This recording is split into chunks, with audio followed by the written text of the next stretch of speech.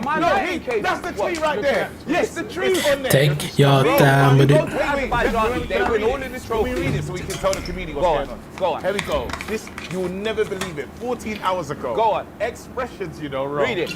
Tottenham are effectively playing the Man City of the Azerbaijan League. Had to do that. We are down. That was a copy and paste. And we refuse to park the bus. We refuse. Fuck out my face, bro. That was a shot. Take your time with it. What was the quote to? We won 3-0, by the way.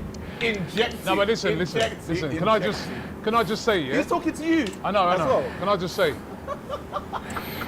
It's not. He shouldn't be allowed to do this. Brother, these man. No, he's not allowed to do this. Brother, Arsenal's box not allowed to was do looking this. like volcano sounding carnival blood.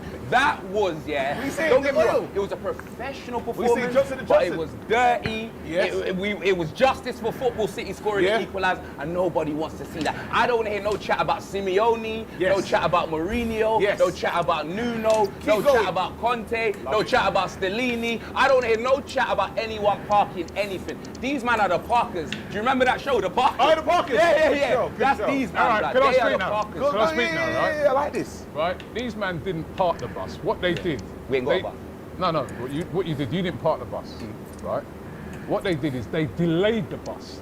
They delayed the bus of Karabakh. The man then was stuck in traffic for 2.5 hours, right? Had to come straight off the bus and play the game. And you know what? Right? That's what you know lot what? did, You're right. You delayed the bus. I am tired of your pompous attitude, Robert. I'm tired of your pompous attitude, Robert. Right? We did not do this. No. You know what? Had they have been playing, right? Had they have been playing a half-decent team, that team missed about 3 sitters, right? They missed a penalty, right? You're the luckiest team alive. That was a great save. You're the luckiest team alive to win that game. Vicario Black. Right? That's his name. Vicario Black. Right? This man talking you about. You're an embarrassment, Bridget. Brother, with 10 men from 5 minutes, you know, bro. I'm telling you, brother, Dragusin, I'm telling you, Sin, that brother, the he got sent off with him. That's a Toronto, What was he doing as well? What was he doing? That's a cheap Toronto sheep.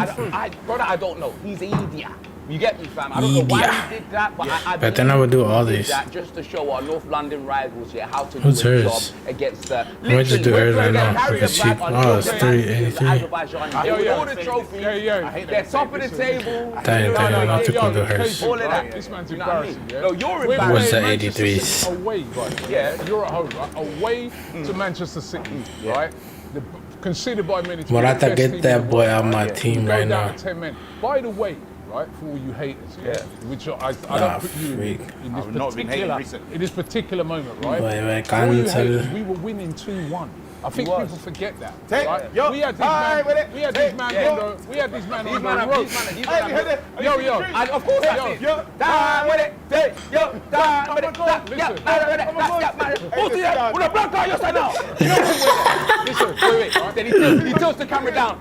Oh no. Do you know why he tilted the camera up, blood? Because he wanted to prove he was 5'10", blood. You know what I mean? He tilted up the camera, bruv. You know what I mean? My man was looking like almost in that, blood. And then when he tilted the camera down, it was bad reality. Listen, we had to play a whole... No, that's how fooled that. That's how fooled that. We had the man then. We had the man on the ropes. We had the man on the ropes, Bridget, right? And the reason why they hate... Take your time with it. Take your time with it. Take your time with it. No, you gotta keep it. And everybody else knows. Do I? A serious team. Yeah, man. That's why when Haaland bounced that ball off Gabriel, that's why Haaland, he lost his head, Haaland. You know he didn't. He lost his head. Trying my team so I can't do it. Your manager up, lad. He lost Laporte. Falling, boy. No, she's valid. This boy is not gonna get played even if I didn't, you know. If you roll up on a man, right? And a man 66, is he really that slow? I don't know if this is what you do in your ends, right? Yeah. I know your ends. Brother, don't talk about us. I know your ends and I know this. You got to drive this. You don't roll up on a man when his back's turned, right, and he's got a thing above his head. Why don't you throw it right to the man's face? He's a coward. All right. You would have went down and you would have got sent off. He said it and you would have fell down. Listen to what you're saying. Listen to what you're saying. He's a coward. So you're saying he's a coward, but he went up to the main man that runs things and he went up to me and said, big man, stay humble. Stay humble. He said, he went to your manager. He lost his head. In front of him. He lost his head. Imagine saying that. You know why I can do that? Take your time with it. He went up to the main guy. He went up to the final boss. Final boss. He went up to the guy that gives the orders. You know why he did that? I said, Because you know what? Stay humble. He's rattled. What he should have been doing, he should have been celebrating the fact that he scored 100 goals, right? Which is a brilliant achievement. And that's why I told you to stay humble. No, he didn't. And why are you not moaning about you know what? Why are you moaning about the ref? You know what? Can you imagine these man moaning about the Trossard red card as well? Anyway, moaning about refs all weekend. Anyway, listen. They're moaning about refs all weekend. Anyway, right? When the ref literally called out Kyle Walker, blood, and then quick free kick from a place that they weren't even supposed to take it from, and they allowed that goal. Anyway, listen, that it's all good, bro. And their second goal, it's all good. Professional Gabriel. It's all good. I'm giving you a compliment. Because let me just I'm giving you a compliment. I don't that want second goal, no, I'm not from you. I want nothing from you. Listen, we've got away to Villa, Spurs, and Manchester City. We've taken 7 points from them games. Big facts, big facts. Big Ange said that in his second season, he will win a trophy. I'll win the title, mate. In the next round, we have Man City. Great. Abbey Summers. The Abbey Summers derby. Right? Versus Man City. Man asked me if I wear a half and half scarf. What's that play again? What is that? What is that? What is that? I'm not gonna get caught. No, well, let's do the picture. My question to you is, I gotta do the SPC, not the SPC. This is the SPC. I gotta do the freaking how are you objective. feeling about About the Man City game. You happy with that draw? Great. Because he's cheap. I'm fantastic. Brother, we've already seen. Pep came out, You're out. Wait. Take your time with it. Play the kids, But it don't even matter if he plays the kids, bro. I swear, I'm on it, bro. Let's go. Let's go, fam. We can do it right now, blood. We can do it right now. We can do it right. Let's go. Don't disrespect me. Nobody want to do it. Who do you think you are? Don't disrespect me. Who do you think you are? Venilson. Laca. Why are you trying to deflect? You ain't last man that said that Wembley didn't Take your time with it. Take your time with it. Take your time. Let's in the club. I just traded her. Again, we're getting ahead of ourselves. Right? So, we've got another trip to Manchester. We do. Coming up this week. Manchester. Where you face my man over there. You face his team. Yep. Right? Can't believe no one wanted him. Actually, no. You know what? After last night, I can't say Big Andrew's in that sacking category again. He kind of brought a bit of pride back. What do you think? You think he's not in trouble? Our Premier League, this is a must win. Both managers in the Premier League. All right, both managers in the Premier League are under pressure. Yeah. So what's the coin? What's the phrase that he got? El Sacco. El Sacco Battle of the Bums. El Sacco light. I was trying to look for the you know that thing they use, the hammer. I can't say it. Anyway, the hammer. Aye, what the heck? I don't have a forward. Oh, two. Let me get it, man. You know what's going on? Get out, my club. Get out. You know what it is, yeah? You know what it is. Take your time with This it. game is massive, Robbie, lad. All right, hold on. All right. Oh, sure. I didn't even know I had all these girls. Order. I put it to you. 10 wings for the Don, man. I said order, innit? Like 10 wings for the Don. Order. I put it to you. Yeah. That your manager. Is under serious pressure this week. Serious. If I'm taking serious. Should lose to Tottenham Hotspur. Lose. Should he be sacked? No. Great question. No. Can I be honest? Is this a safe space for you guys? Safe space. Is this a safe space? Is this a safe space? Let me. Man, I'm scared, bro. Don't look at me like that, bro. Bro, I'm scared. Not you. I'm scared of where we're headed, bro. FC20, we lost to them. Well, we didn't lose, but it felt like we lost. Man, them are calling my phone, and it doesn't hit the same anymore. The banter. When people are calling me saying, "No, you're rubbish," I'm like, "You're right." I know. Look at that. We're talking to you on the. I was talking to you in the car ride, yeah? Hey, you lot stop though, because... Bro, I'm opening up, bro. No, fuck the tune. Excuse me. No, because I was opening up, bro. All right, I'm saying I'm getting... Pause. What the? We are not... Wait, is it... trying Diddy in this bro. What the hell? Take your time with it. Oh, frick. Right, carry on. No, do you know what? I'm not gonna lie, bro. When you asked a great question. Take your time with it. How about you, Rick Ross? People, I have to give you this job. I have to give you this job. Dude, they can't fight. I share that really. Fuck. When we was in America, I was gonna fight. When we was in America, I've never seen KG so mad, by the way. Right? We had to restrain him. He wasn't gonna fight. I wanted to fight. But we was filming that. What's the name of that place in LA? In LA, Sutton Beach, Muscle Beach. Right, filming on Muscle Beach. KG's there doing an interview. No, I was trying to do my job, bro. Doing his job. And this guy's been rinsing everybody, but I didn't know he's cussing me. This guy came up, and the guy, you know what I mean? I think he'd had a bit too much. He'd had a bit too much smoking something. Right? He was smoking something that you shouldn't be smoking, right? And the guy arguing with KG. KG was trying to ignore him. Then KG got really mad. He was looking at the guy, and then the guy goes to him, "What are you looking at, you Rick Ross looking motherfucker?" And he goes, "Yeah, that's what I said. You ain't no shit."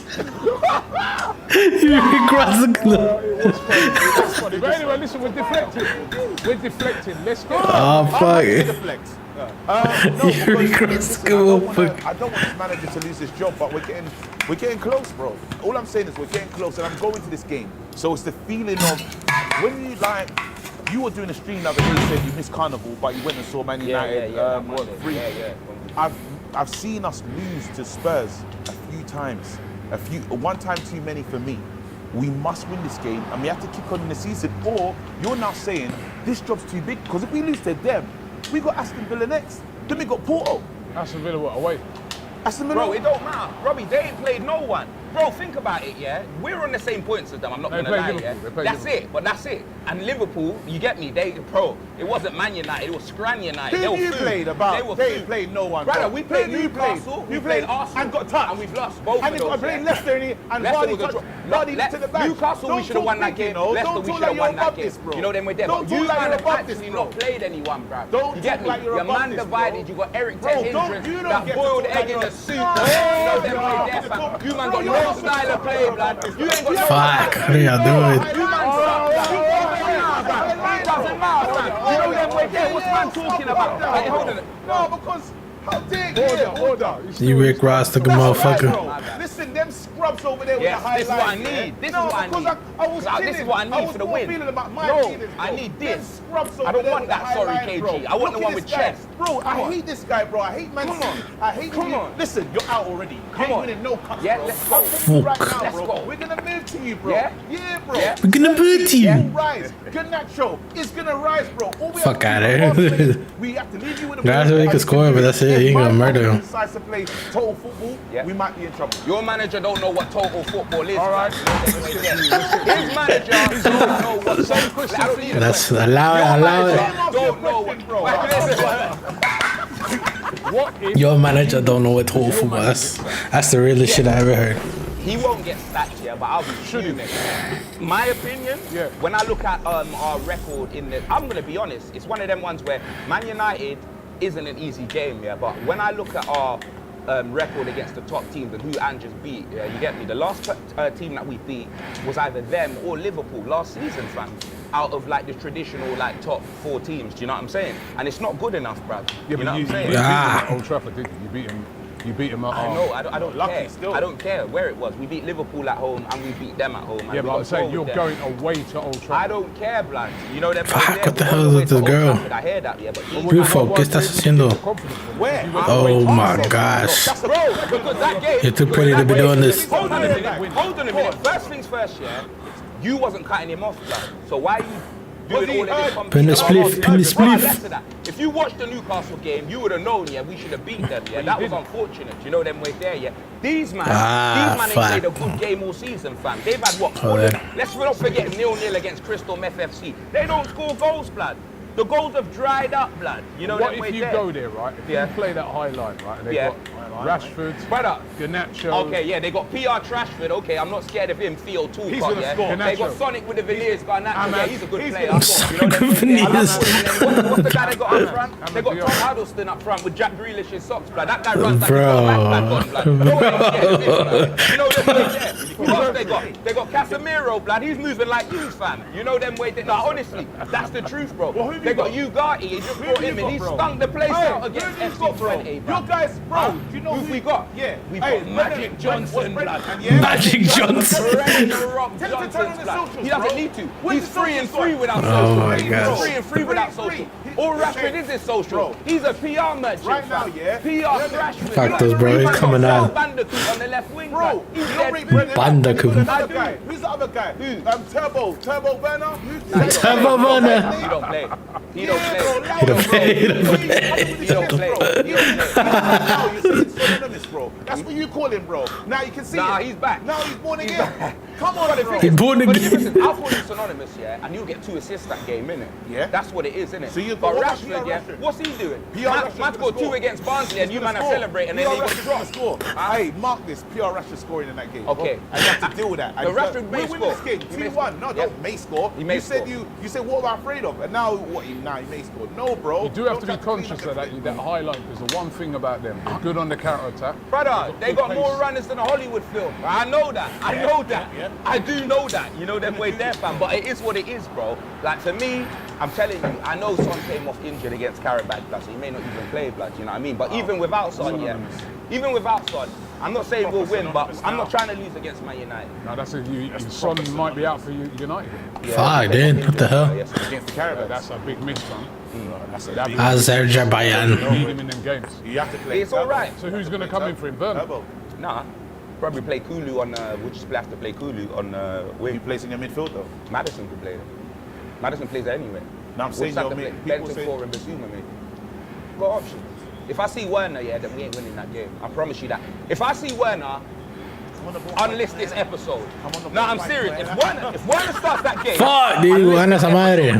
unlist it. Everything I said. Unlist this episode. But I ain't gonna stop. I ain't gonna stop, bro. You get me, fam? Because I don't believe Werner will start. But if he starts, unlist this episode. So you're making fam. excuses? No, I'm not. Because you ain't gonna unlist it. So Fuck. I'm not making excuses. You're not gonna do that. Do you know them way there? That's So- what it is, fam. How do you think this is going to play out? So how do you see it playing out? If I'm honest, I see them lot obviously just camping and looking to play on the counter attack, which they are actually good at. Do you know what I'm saying? But for me, our defense will be there. You know what I mean? Like, we haven't got any injuries to our defense, so Factors. hopefully we can contain it. But yeah, they don't. And they don't really create. When they there in the Arsenal game, when they there in the Newcastle Brother, game. we lost one Brother. to Arsenal from a set piece. Stop bringing that. Like, Have you kept obviously. a clean sheet this season? Fuck. No. Have you kept a clean sheet? Come on, but in the why do league we this need to ask questions like that? We don't. Come on, bro. Guys, saca esa madre. We will concede. Goddamn, what are y'all It's not about doing? that. It's about how many goals we Hey, score. don't rob me. Bro, you know what makes me laugh? This one. Hold on, no, wait. Again. I Ask don't the like question again. This time answer the question. Go on. Yeah, Will wait, you go on. concede again? Have you kept a clean all sheet? right, play the Stormzy thing. All right, cool. Yeah, there we go. Have you though? So anyway, have you done it though? have we what? Have you kept a clean sheet in the Premier League this season? No, we don't keep clean sheets. Look at that. Look at that. What's your goal difference? Bro, don't ask What's your about goal it. difference? Bro, what is her What's your physical? goal difference? What is your goal difference? No, do you want a number, yeah? I'll show you the number. Take your Dude, That's the goal. she's got no stamina. 0. Yeah? 0. Well, headline inside. 0. That is their goal difference. He's talking to me about this scoring. Their goal difference is 0. Bro. Do you know them way there? Onana's looking like Big Bird from Sesame Street, blood. You know them way there? Dead food. Bro, we're both in it. Brother, Right, Robbie, we're up against 10.5 men, blood. Lissandro starting. We are up against 10.5 men. Lissandro starting. Order, bro. You said that if Timo Werner starts, Yeah. 10.5 men. unlist it. I've got a question for you. Yeah. Don't unlist nothing. Should Bruno start? Bruno Fernandes. Should he start? Because he's been stinking out the place. Bruno right? Fernandes He did was you, awful against 20. He's not scored. He's not scored a goal this season. Huh? Bruno Fernandes not scored this season. 300k. Bruno Fernandes is crazy, yeah. But I will say that it's getting to the point where he should be dropped. but I know my manager's. Oh yeah. Oh shit. Oh yeah, we did. Everton, Paul Seals, what's man talking about? We haven't got a clean sheet. Yeah, blood. Yeah, blood. Delete all of that. Delete all of that. But your goal difference is still 0, blood. You know them way there, fam. What's man talking about? Would you drop? If you was in charge, would you drop Bruno Fernandes? Yeah, it's time now. It's time. Like, Wow. it's time because the killing. Goddamn. Sorry, the game against FC20. There was a moment where he takes a shot and he just drops to the floor. Mason Mount is the one. Why that's that's about it? Bro, you're the captain. His leadership. He's one of those guys. Man United have this moment where we do silly things in the game, and then we start to get desperate. And Bruno's the king of the desperation. We can slow it down and literally create openings. We was cutting them apart before. Don't lose your head. But Bruno loses. You see him, he's flailing, he's all over the place. And I feel like that translates to the rest of the team. Or if he's the leader, he should be a calming presence. He should remind the boys, we can do this. But I don't know if he believes that. And maybe it's because he hasn't scored yet. But right for me, take him out of the firing line. He's not playing like the captain. He's not putting in captain performances. He lost the ball 34 times against Crystal Palace. He lost the ball, three times in the space of 30 or something seconds. That's a lot. Right, that's you know what? Quickly, I want both of you to do this. So you're going to play the Danish quickly, give me your 11. Give me your 11 quickly. My 11, real quick, I'm going to play, obviously, Onana, Delit, Onana. What's her name? Nasraoui, midfield. I'm going with Ugarte. I'm going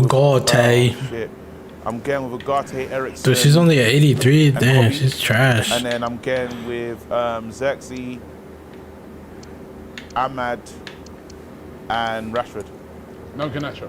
Yeah, bring him off the bench. Okay, right. Give me your 11. Vicario in goal, right back, Porro, Ramiro, Van de Ven, Udogi.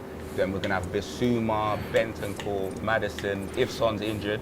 If Son's not injured, we're going to have Bissouma, Bentancur, Maddison, and Kulu.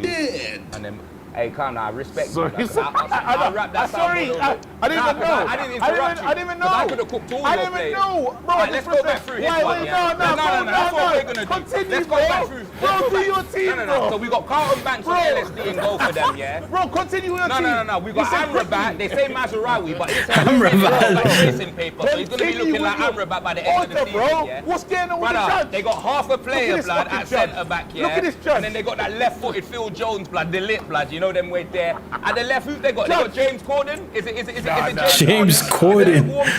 Who you got? Hey, Oh, you got D squared. No one wears that anymore. Diego Dallo, yeah? All right, cool. Who else you got in a minute? Ugarte, you're a failure. We saw you against No. Anthony. Who else was next to him? Oh, Ericsson, that Danish lawnmower fam. You know them boys. That's your lawnmower, bro. Brother, when he played for us, yeah, he never had a sunroof. He had hair. Yeah, you know them way there. Dead food, bro. What's man talking about? Kobe Mainu, I'm not going to disrespect him because I rate Kobe Mainu, yeah? They got Ahmad, but he may not even start, blood, because his own manager don't respect him, blood. He started. You know them way there. Then obviously they got PR Trashford, you know them way there. Yes, brother, the only thing he's got on Brennan Johnson is his name. That's it. That is it, yeah? So you say now the same up level? front, I already told you who they got. They got Tom Huddleston with Jack Grealish's socks. The man runs like he's in Timberlands and a backpack. We're going to beat you. Highline, brother. Highline. I can't believe you let him do this, bro. I didn't finish. Look at this. You didn't give me your front three. Okay, so either Son, Solanke, and Johnson, or we're going to have Kulu, Johnson, and Solanke if Son's It's out. interesting of what you just said. Who's the better player?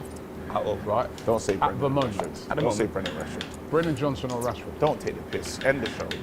Johnson. 3 He and ain't 3. got, it's one of them. 3 and 3. One of them was so dead he turned off his socials. Do you know how mad that How is? many times? How many times? Oh no, he doesn't. Rashford comes out and says, "Oh, I'm trying my hardest. Can you stop abusing me, brother?" This guy has statement after statement, brother. He's got more statements than goals this season. He don't turn up his brother, socials, he's got bro. more statements than And goals you know this it. season. Hey, You who do you think certain man's out in Ireland, yeah, getting his leg over like he does hurdles. Wait. Don Robbie, who's better? Don Robbie, who's better? Tell us. You look down the camera and tell us who's the better one. Robbie, hold on. Can I ask you? Go on. It's the same man that they were comparing to Mbappe a few years No, ago. don't do that. And now we're doing Brendan Johnson. Oh, how the mighty have fallen. Hey, why is he trying to influence the judge, bro? Oh, how the mighty No. You man were comparing that to Mbappe. Kylian, kill yourself. Why trying to influence the judge, bro? Why trying to influence the judge? Kill yourself. All right, listen. Who's the better one? Don't bottle it. It is Rashford. Yeah, Thank you. Name. You snake. Rashford's a better player. I mean, all right, listen, let's get a prediction on the game. Yo, that's an evil question, bro. I'm going to get some predictions on a load of games, actually, but first of all, we've got to get a prediction. Actually, we'll come... Yeah, let's get the prediction. Because of the way he's spoken, Manchester 3-1. 3-1. Because of the way he's spoken, I was going to be calm and humble. I was... Bro, I think it's going to be a You know draw. what? You know what? Guess what? They're not scoring. 3-0. 3-0. That's it. Old Trafford. That's why Saeed sacrificed him on YouTube for statements like this, you know. But for me, I'm going to be realistic. You know them way there. Don't be realistic. I'm going to go 2. Where's the chest, bro? I'm going to go 2-1. 2-1. That was my original score. 2-1. That was my original score, but I'm not on the Kieran 96. I'm not going to lie, Robbie, I think it could be a draw, but we need to win this. A draw doesn't help either. Someone needs to lose. I have to edge towards United. They're at home. Because they're at home. That's fantastic. I think if it was at your place, I'd say you would win. What are you saying? Your place? It's your place, bro. Robbie, You've been there 3 times a Robbie, one. His place is your place. Right, Bro, don't. His place is your place, bro. Take your time with it. The last time they beat us was 2 years ago. North London is your place. So let's go. That is true, though. Let's go. Let's go. Why are you supporting this guy, bro? I'm not supporting him. That's what I'm saying. You should be impartial, bro. Listen, I'm being impartial. I'm saying I feel that United will probably win because they're at Old Trafford. Damn right. But I'm saying if it was at their place, it's a very even game. Because if it was at their place, my gassed up score, went in anger. I don't even know whether to. I don't even know whether to. We don't want to hear it on this one. Give me that. Hold on. Tell him shut it. We had the 3-0. You're like one of the Nigerian judges. What do you want? What do you want it to be? Is he guilty? Has he committed the crime? You're asking him, bro. We're both in court, bro. My honest thing, I think it's tell us the ruling. Bro. I'm going to go 2-1 United. I think that's all right. All right, let's get some other predictions. Manchester City go away to Newcastle, 12:30 kickoff. Predictions on that. I'm hearing that there'll be no Isak. Oh, is it? Because apparently he's broken his toe, but also no Rodri, of course, is out for the season. Though. They've only lost 1 game this season, Newcastle. But they haven't, and there's some issues. I swear they just signed some. Who did they sign today? No, they ain't done too bad. No, they extended the contract or something. Oh, is it? Yeah. But anyway, I would say City are going to win this game. 12:30. Yeah. City are winning this game. City are winning this game. Newcastle ain't been doing much. They haven't looked good, is what I'm saying. Newcastle haven't looked good. I'm going to say it's good. Oh, they gave Anthony Gordon a Newcastle. No, he's in contract talks. Oh, he's in contract I don't think talks. he's signed up. He's contract talks. Oh, they've done an extension? Okay. Extension. But I thought he was talks. So I don't think. But where you going to? I'm going. The Cyborg's going to do what he does. I say. Is he back? Yeah, because I know he flew away for a personal leave. No, he's back. No, he came back. Okay, he came back. He was ready for that game in Arsenal. No, it was after the Arsenal game. He flew away again. Yeah. Oh, wow. No, not again. I think that was the time he stayed for the 2 games and then flew away to the Arsenal game. Okay. I would say. I'm going to say 2-0 Newcastle. Man City. Sorry. Yeah, same. Listen, I love Newcastle to do it, but I think City. I remember how much you should really have won that game. What's the Portugal league? Liga Norte. If that's City, they're winning it. 100%. 3-1 to City. Arsenal versus Leicester. Yeah. Arsenal are going to win. This is when their goals are going to come out. This is when the goals are coming out. 3-0 Yeah, I'm going to go.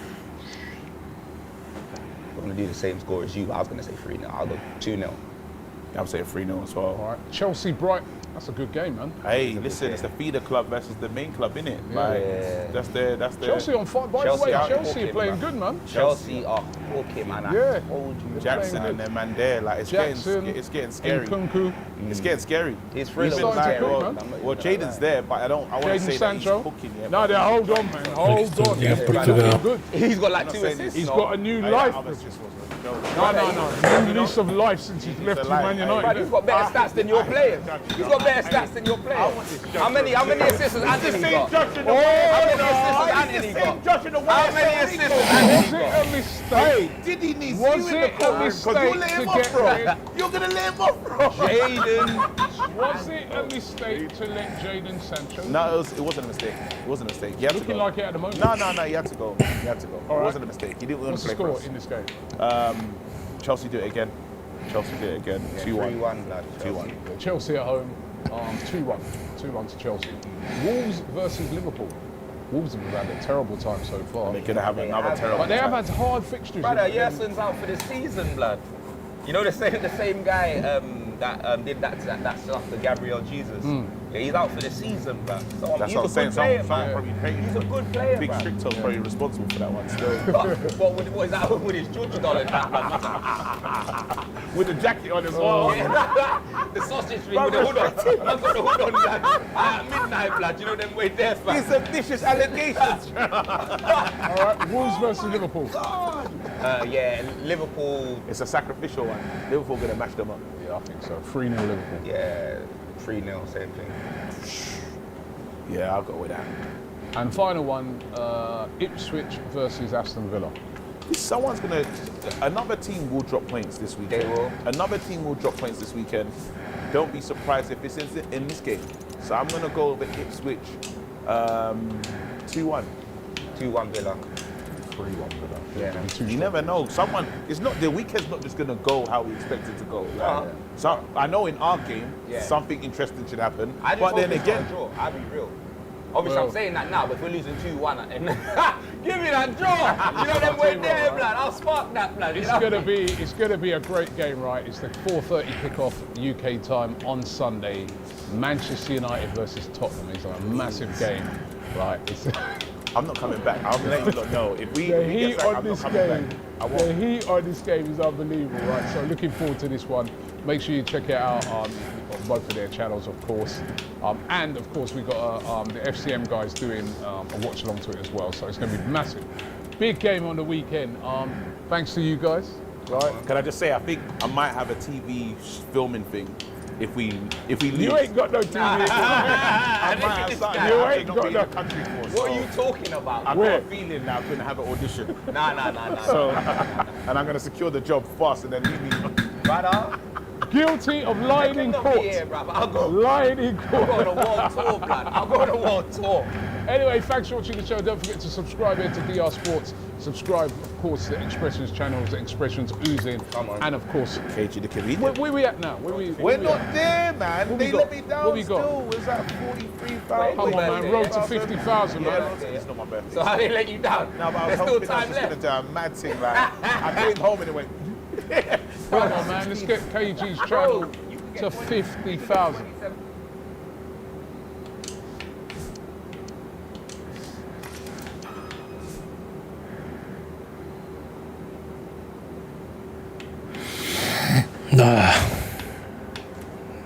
No sé qué hacer, güey. Yo voy a presentar a un jugador en cámara y necesito que me digan así, rápido, algunas palabras, una o dos palabras que le vengan a la cabeza cuando yo presento a este jugador. ¿Quién es este jugador? Empezando por Adam. ¿Te recuerda algo, Vinicius Junior? ¿Te da... ¿Qué te hace sentir, Vini? Alan. A Vini, balón de oro. No, Te amo. Ah, ¿Y a ti, Fabri? no, balón de oro, mentira. No puede ser balón de oro para nada, Vinicius. No. Le queda gigante la camiseta de Brasil. No puede ser balón de oro. Ok. ¿A ti, Cobrix? A mí me parece un buen jugador que en un fútbol bajo de calidad lo hacen ser balón de oro. En otra época, Vini no sería balón de oro. Ok. ¿A ti, Mikey? Yo, sorpresivamente, estoy en el mismo canal de la Cobra. Hubiera nacido 10 años antes y Vinicius Junior no entra ni entre un top 5 mejores jugadores del mundo. Ok. ¿Y tú, Vince? Oye, balón de oro, pero últimamente más provocador que jugador. Yo lo que pienso es que para mí el fútbol, no sé si los demás en el debate me bancan, para mí Vinicius es un gran jugador. Es balón de oro, probablemente lo sea, pero sus números no son tan tremendos como otros jugadores quizás que podrían haber sido balón de oro antes y no lo fueron. Ok, quien 100% no será balón de oro es Darwin Núñez, pero ese no es el tema del debate. El debate es el siguiente. Darwin Núñez es más que Vinicius en selección. Te lo digo así. Darwin Núñez más que Vinicius en selección. É infacto isso, infacto Gracias, porque Vinicius gracias. Junior tiene gol en Mundial y Darwin Núñez no. Pero ¿quién rindió más? Darwin Núñez en selección que Vinicius. Vinicius chegou nos quartos, Darwin Núñez foi na fase de grupos. Gracias. Ahora está defendiendo a Vinicius cuando hace una semana lo destruías a Vinicius. ¿Ah, sí? Estava caliente pós-partido. Llegaste a decir que no querías realmente- balón de oro para Vinicius. Vos lo llegaste a decir. ¿Y quién podría ganar si no fuera Vinicius? El debate de esta noche es el siguiente. Toca predecir los 5 próximos balón de oro. Porque ya se pudiera decir que el Balón de Oro, que toca Brasil también el próximo, está medio encaminado. Pero toca mojarse un poco y decir quién pudiera ganar también los próximos 5 balones de oro. Empecemos con el del 2024. Estamos todos de acuerdo que se lo merece Vini, ¿no? Fabri creo que no está de acuerdo. Fabri, para ti, ¿quién se merece el Balón de Oro si no es Vinicius? Sin terminar puede ser Carvajal y terminando Valverde. Valverde. Es el jugador con más minutos en el mundo entre clubes y selección. ¿Lo sabían eso? ¿Qué tiene que ver? Vamos a dar balones de oro por a ver quién juega más. Por algo será, si juega más por algo será, ¿no? A ver, para mí juega sí, pero también hay muchos jugadores que también jugaron mucho, amigo. Entonces Pedri, Balón de Oro, jugó 71 partidos, lo mataron, O critério do Fabri, hermano, que joga más minutos. Es de lo mejor, pero no es Balón de Oro. Levanten la mano ahora mismo en el Discord los que creen que Vini se merece el Balón de Oro 2024.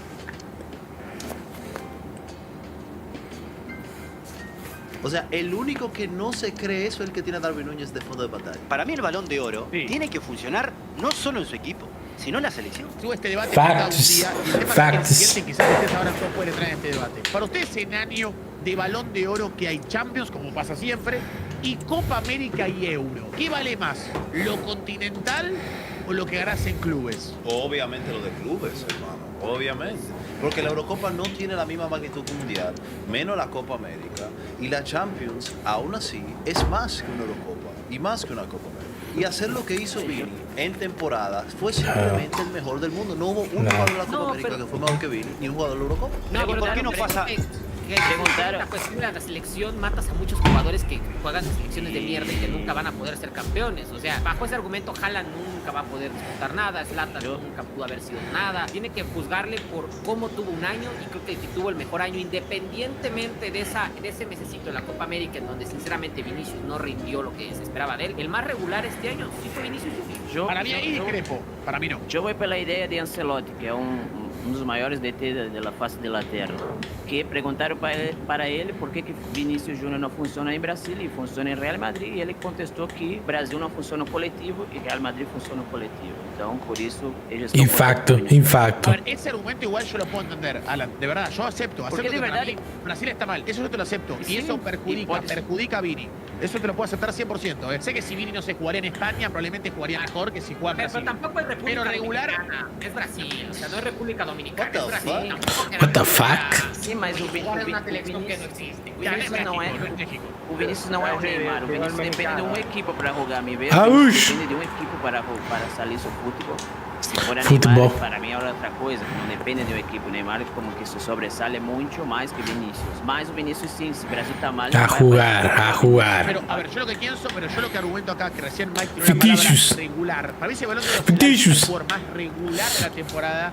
Para mí es más para Rodri o Carvajal que para Vini. Por ejemplo, Rodri ganó la Eurocopa, fue el mejor jugador de la Eurocopa, por no le dieron el premio. Después alguno puede decir que fue Lamine, que fue Fabián Ruiz, que lo que vos quieras, pero le dieron el premio. Peleó la Champions contra el Madrid muy bien y quedó fuera por penales y ganó la Premier. Vini estuvo lesionado muchos partidos y cantidad de partidos jugó menos. La Copa América la jugó mal. Ya debe haber pasado. Mal, porque si vos sos Balón de Oro y tu Copa América va a ser de gol a Paraguay, jugaste mal. Bueno, entonces, pero hay que entender, Cobrita, que hay posiciones que llaman más la atención que otras. O sea, sinceramente, ¿quién fue más regular? Sí. Obviamente la cuestión de esos jugadores sí sobresale más, pero hay que ser sinceros, los delanteros siempre se llaman los reflectores. ¿Cuándo fue la última vez que alguien que no fue delantero ganó un balón de oro? Tendremos que irnos hasta con la cuestión de Modric, un completo absurdo ese balón de oro que le dan en 2018, pero de ahí fuera casi todos son delanteros o extremos o jugadores al ataque, entonces es muy difícil que un jugador que no sea ofensivo gane un balón de oro. Habría que ver el nombre del premio entonces, amigo. Porque ponele, yo pregunto, esto va a ser medio madridista, pero última que me diga Will, ¿qué puede hacer más Carvajal por ganar el Balón de Oro? Es que la razón por la que Carvajal no gana el Balón de Oro es porque Carvajal no es mejor que Vinicius. Es que al final no se trata de hacer más, es quién es el mejor futbolista. ¿Tú crees que Messi hizo más que Haaland para ganarse el Balón de Oro pasado? Pero ganó el Mundial, amigo, ganó el Mundial. No, pero pará, no, acá el argumento no va así. No, pero pará, Will, acá yo estoy chicaneando y no estoy chicaneando. Mi pregunta es, ¿qué puede hacer un lateral derecho para ganar un Balón de Oro? No, absolutamente no. Bien, hace goles. Nunca ganarán un Balón de Oro.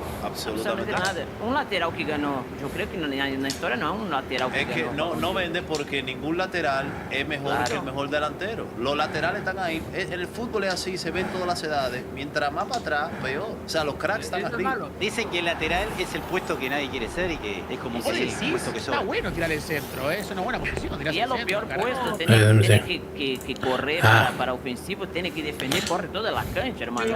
Pero puede ser medio malo para defender y puede ser medio malo para atacar y puede ser lateral. O sea, yo creo que el lateral es la posición en donde menos... Un Mendy, ponele, un Mendy. Sí, un Mendy. Sí, un ballet. ¿Cuántas veces no hemos visto que al lateral lo habilitan como central, después lo meten como mediocampista de contención, porque como que todo lo hace medio bien y todo tampoco lo hace medio mal, o sea, realmente no es tan especialista. Un lateral jamás, a ver, si no solo ganó con la baja de gama hoy ganaría Cafu y Roberto Carlos, con la baja de gama hoy acho que ganaría. Acho que ganaría Roberto Carlos o Cafu con la baja de gama que tenemos hoy, acho que ganaría un lateral hoy. Un Roberto Carlos o Cafu. Pero igual si un pivote en algún momento ganaría el Balón de Oro, o sea, este año.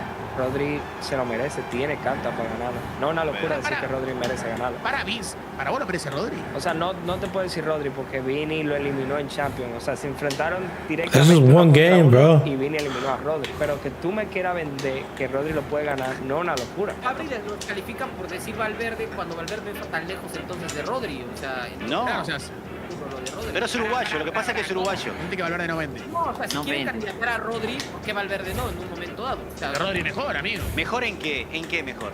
En todo, amigo. Me parece que mejor en todo. Pasando.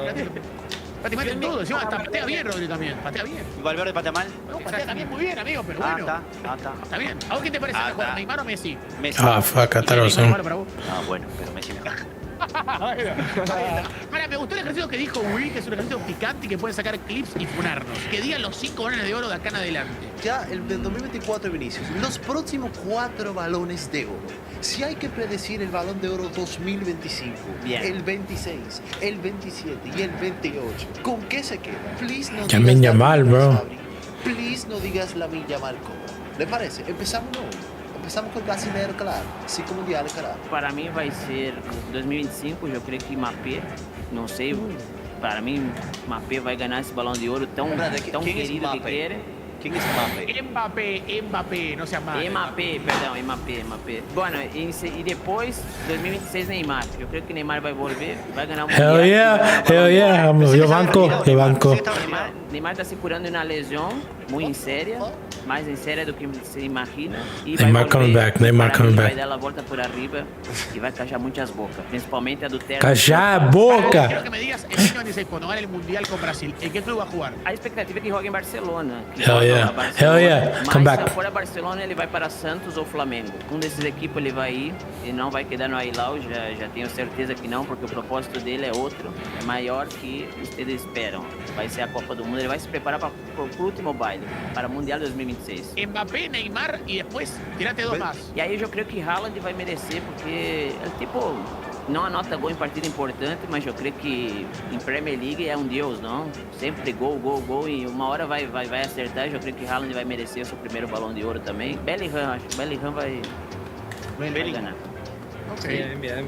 Fabri, a ver, Fabricio. Darwin Núñez. Yo banco.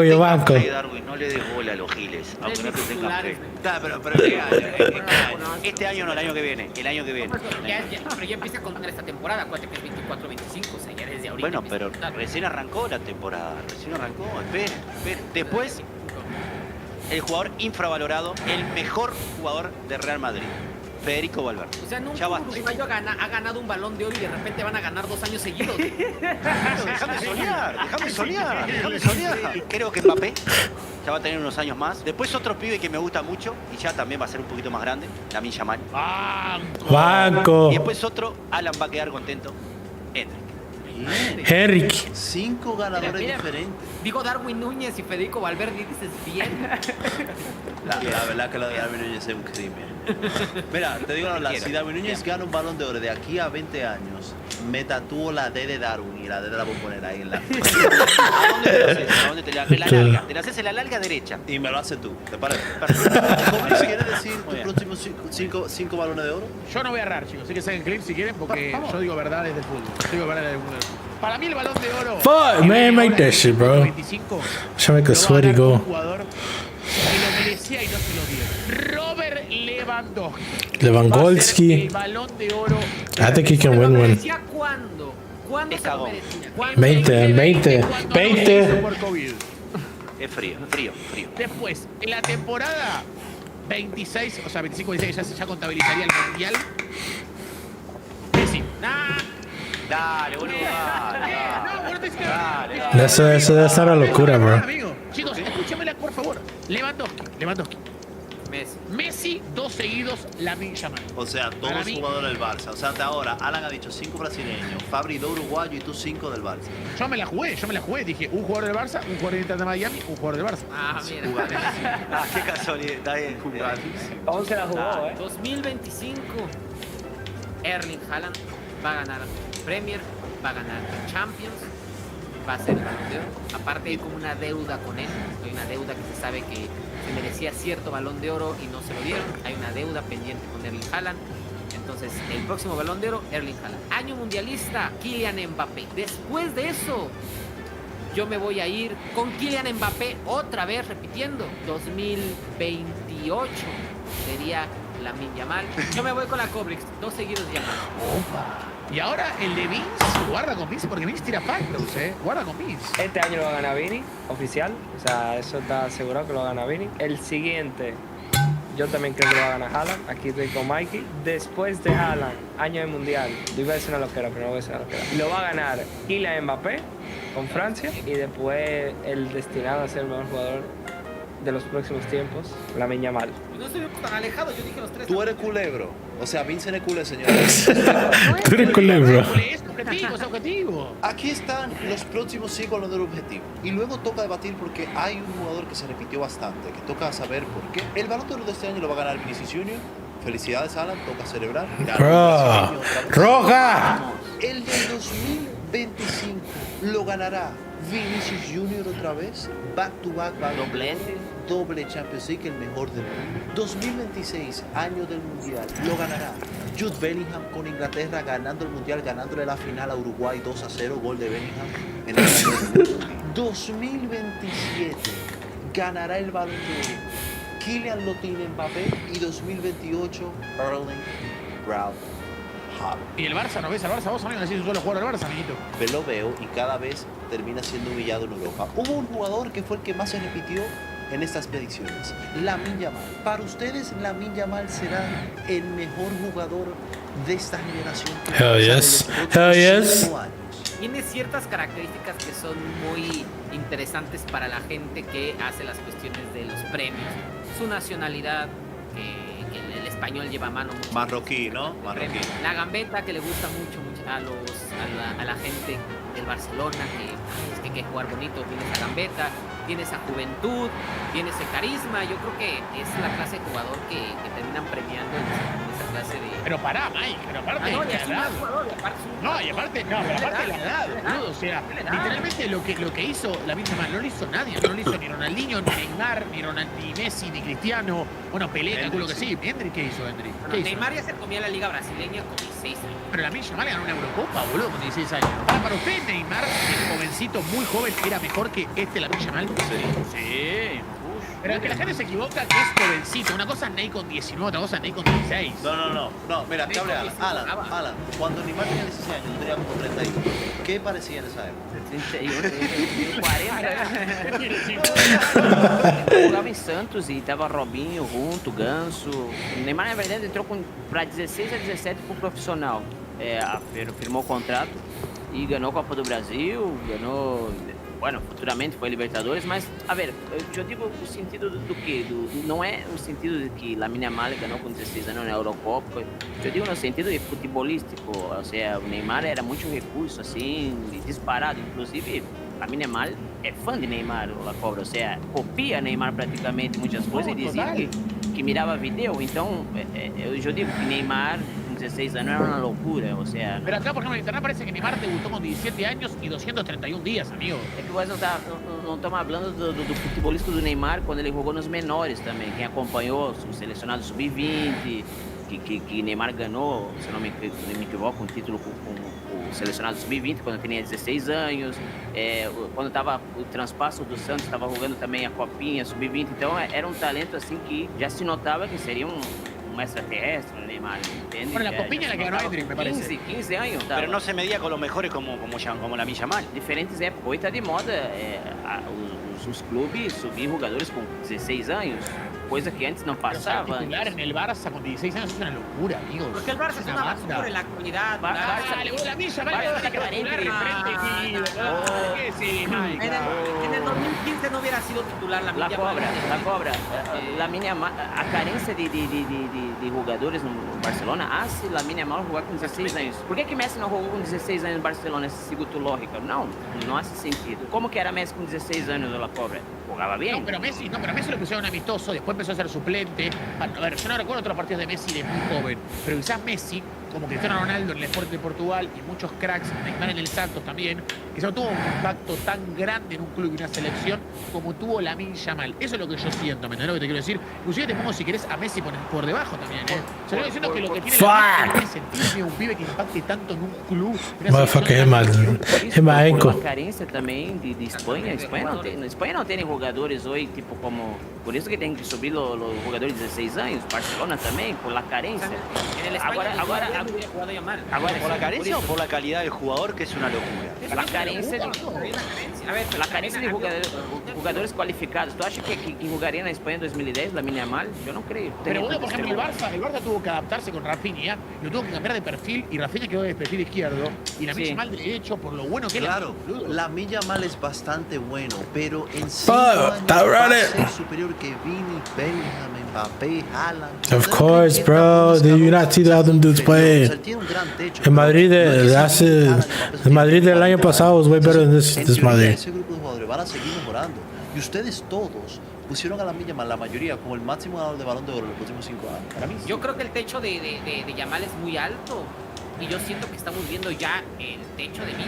Yo no creo que vayamos a ver algo. Fact. Eso no tiene sentido. O sea, ¿por qué tú pensarás eso? ¿Por qué tú pensarás eso si cada temporada la ha mejorado? ¿Por qué puede ser un facto si cada temporada la ha mejorado?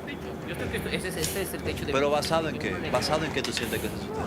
Yo ahí, bueno, creo que ahí al hacer predicciones nos estamos basando en lo que creemos. Yo siento que Vinicius, el fútbol que tiene le alcanza para lo que va a ganar ahorita, va a ser Balón de Oro, pero yo no veo a Vinicius el próximo año doblando los goles que hizo o alguna cuestión extraordinaria. Claro, o sea, la mayoría de jugadores no doblan sus goles, y menos si la temporada pasada de 23. La Yamal quizá lo pueda doblar porque la temporada pasada metió una enorme cantidad de 6. Pero lo que Vini sí ha demostrado es que los últimos 3 años, cada temporada, ha sido mejor.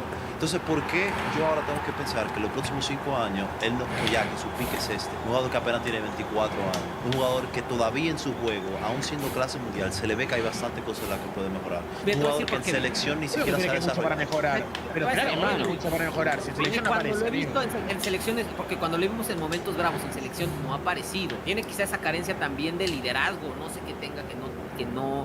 Y yo lo veo ahorita como en su toque. Igual me equivoco, me puedo equivocar con muchas. En Argentina, voy a hacer un facto, en Argentina, a Messi, no sé si Alan se acuerdan de esa época, Argentina a Messi lo mataban 45 veces más de lo que está matando Vinicius. Cuando Messi ganaba títulos con el Barça, en Argentina lo mataban. Y eso que Messi hacía una banda de goles. Títulos no ganaba, pero hacía una banda de goles. Vini ni gana títulos ni hace goles. Vos podés perder un partido, podés perder, porque Brasil no juega bien, pero un par de goles de Vini tiene que haber, amigo. Vini no hace gol seguido. Para mí, por ejemplo, Darwin, Uruguay es una buena selección, pero no es que tiene una banda de negar. Esse Brasil não tá jogando bem. Claro, é que nenhum setor, tá tudo mal nesse Brasil, ou seja, não há forma. O que tá passando é que vocês estão comparando o Vinícius com o Neymar, e não há comparação. O Neymar é um jogador muito sobressalente. O Vinícius não é um jogador tão sobressalente como o Neymar, capaz de carregar toda a equipe em sua espalda, como isso o Neymar já durante os últimos 12 anos. O Vinícius Júnior necessita uma equipe, está provado. Por que ele hace gol e participa de gol e sempre está ativo no Real Madrid? Porque já joga, o equipe tem coletivo. E o Brasil não tem esse coletivo que o Real Madrid Excusas. Nah, bro. If you're the best, you're the best, bro. There's no. Nah, bro. Fuck out of here, bro. That's what I'm saying. Perdonar todo lo de Brasil. Fuck out of here, bro. You can't get tied up by a Peruvian. You can't get tied up by. Bueno, pero no se saca un jugador de arriba, Vinicius. Ala, ni un jugador de arriba se saca las eliminatorias. Las eliminatorias, señora. Estás dando un punto a favor de lo que estamos diciendo, que Vinicius no es tan determinante cuando se le necesita como si en su momento fue Neymar o ha habido otros jugadores que se echan a sus selecciones a la espalda. En clubes es crack sin duda. Para mí en selección da mucho que desear. El otro día en un partido, creo que fue la derrota con Paraguay, dijo, ¿sabes lo que pasa? Acá en Sudamérica me marcan más. Y sí, amigo, ¿cómo no te van a marcar? Sos Vinicius, no sos la Cobra. Entiendo que le hace falta más, pero aún así, como dice Alan, está jugando en un equipo bastante peor que el de su... Too much excuses, bro. No es lo mismo, hermano. Y hay otros jugadores que aparecen, sí, y otros jugadores que no, pero esas son cosas que pasan. Aún así, aunque no aparezca en varios partidos de eliminatoria, gracias a Dios se la pagó la TV, ojalá siga pagada. Ajá. Aunque no aparezca en algunos partidos de eliminatoria, adivina qué, te ganó 2 Champions metiendo con las 2 finales. Eso tampoco se puede ignorar. No vengan ahora a matarlo porque no aparece en selección. Tiene muy poca experiencia en selección. No es que viene a jugar 3 mundiales, 4 Copa América. O sea, el tipo todavía está iniciando su carrera. I don't care, bro. How the fuck you win the Champions then? Quando o Brasil melhorar, eu tenho certeza que vai No, que es muy bueno. Rodrigo, Fuck. creo que Rodrigo también tampoco aparece en Brasil, extraordinario como se ve en Real Madrid. En un top histórico de jugadores, ¿quién se retira por encima?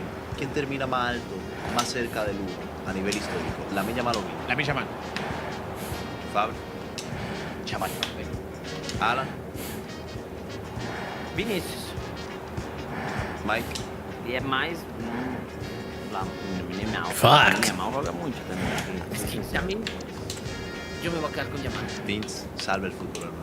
Vini tiene algo que no tiene la Lamine Yamal. Y es que juega en el Real Madrid. ¿Qué equipo gana Champions? El Real Madrid. ¿Por qué se mide un jugador por los títulos? Vini va a quedar por encima de la historia. Vinicius Junior. Pero humildemente lo tiene en Eurocopa también. O sea, tampoco es que Yamal nunca vaya a ganar una Champions. Por talento pode ser. Pero quizás te gana 2 en 10 años, en la que Vini te gana 6 de esa 10. Yo me quedo también con Vinicius Junior. Yo creo que Lamine Yamal se retirará muy arriba, mínimo top 300. Aún así, no creo que supere. Lo único que sé es que Messi se retira antes que Cristiano y eso que es 3 años menos. Con eso cerré mi debate, señores. A los que están viendo en YouTube, suscríbanse al canal de Fabric, al de Alan, al de Mike, al de la Cobra, al de los futbolistas también. Se despiden. Adiós. Gracias, chat.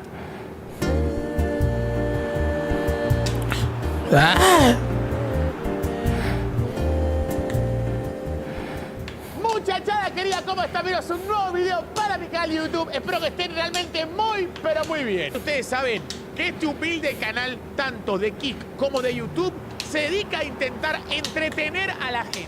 Y hemos intentado repetir un debate que ha sido un éxito. Pero ahora hay mucho más para debatir y mucho más para analizar. Hablaremos de un debate interesante con los siguientes invitados: Alan de Brasil, Fabri de Uruguay, Will y Vincent de los futbolitos y Mike Máquina del Mal de México. Necesitaban un debate con calidad picante, termo y medio antifútbol. ¿Qué puede pasar? Señores, encontraron su momento adecuado. Tráiganse una agua, una Pepsi Light, una Coca Light. Si alguno toma toma alcohol, bueno, está bien, no pasa nada. Señores, prepárense para disfrutar de una charla entre amigos y ustedes. ¿De qué vamos a hablar? De fútbol. Todo el agua. Muchachos, vamos a arrancar. Pero pará, tengo que un debate que recién me dio puntapié a fin con lo que dijo acá, de verdad, que tiró, para mí, Vinicius va a estar más arriba que Lamine Yamal porque jugando en el Real Madrid gana más Champions.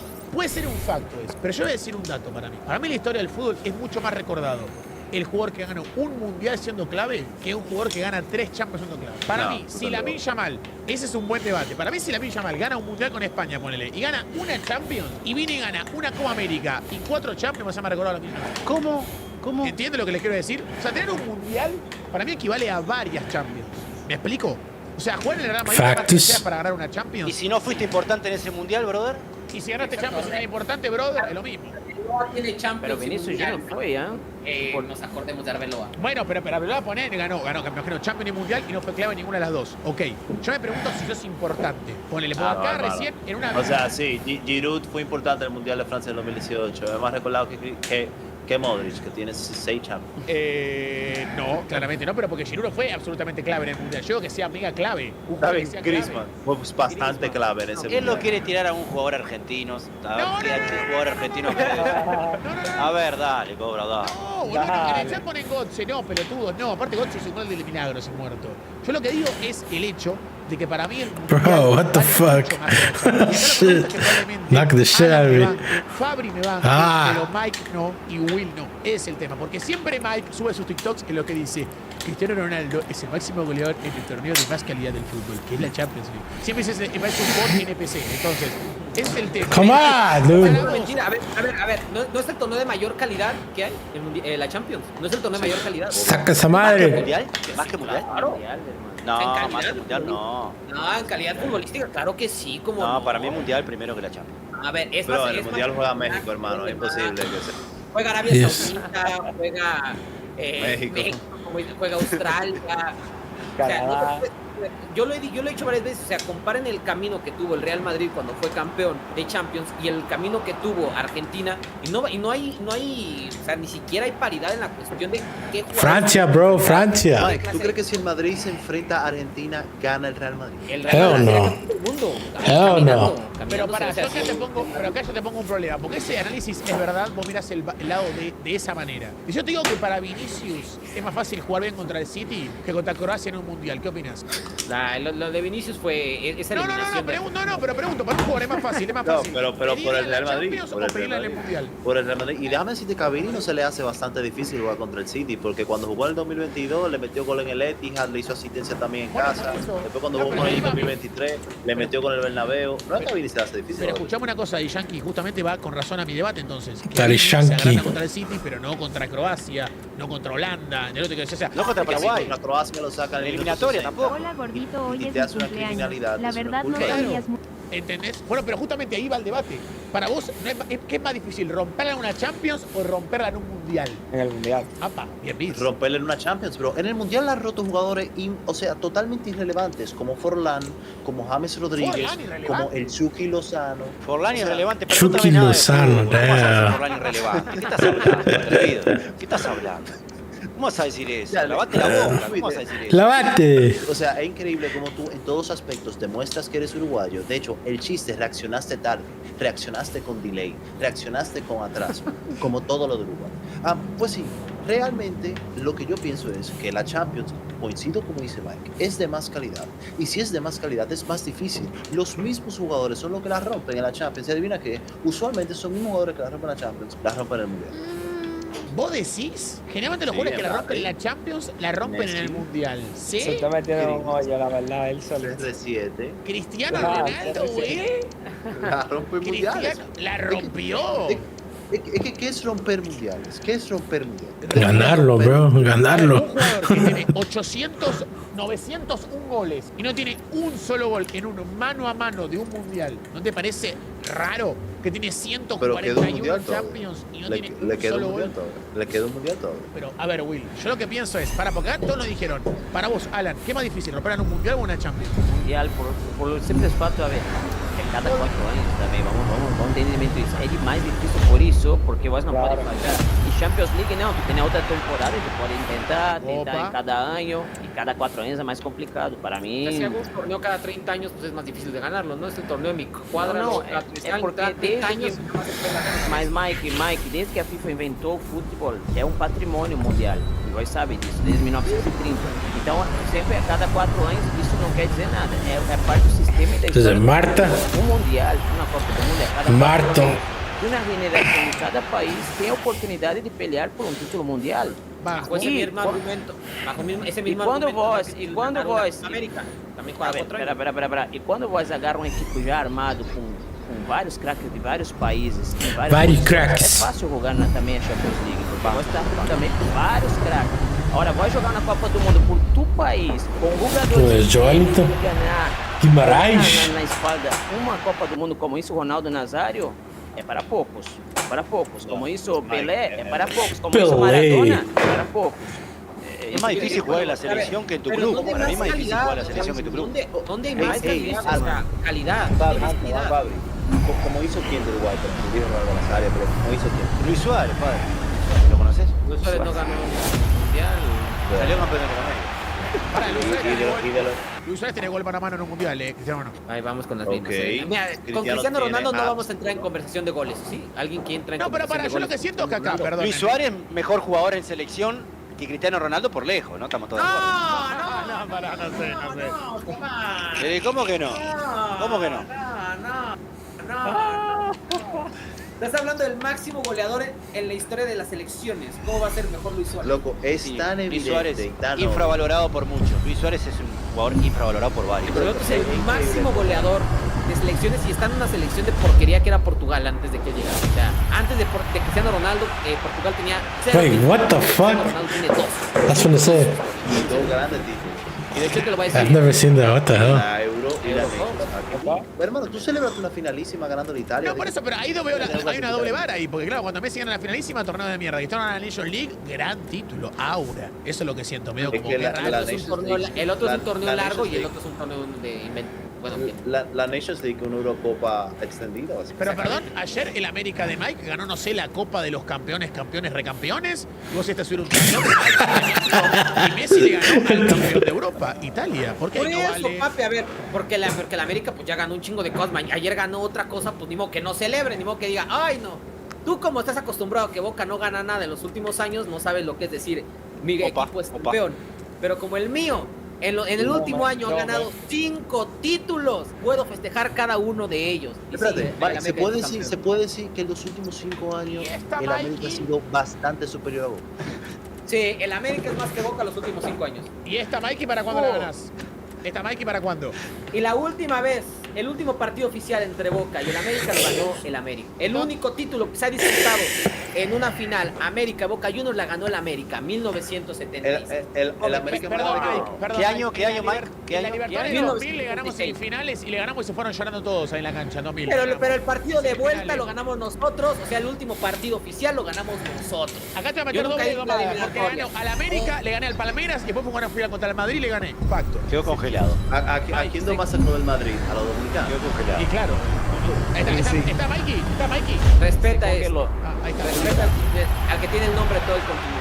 Pero para, yo pregunto entonces, o está infravalorada la Champions o está sobrevalorado el Mundial. ¿Por qué? Si hablamos de los 5 mejores jugadores de la historia, Messi la rompió en un Mundial, Maradona la rompió en un Mundial, Pelé la rompió en un Mundial.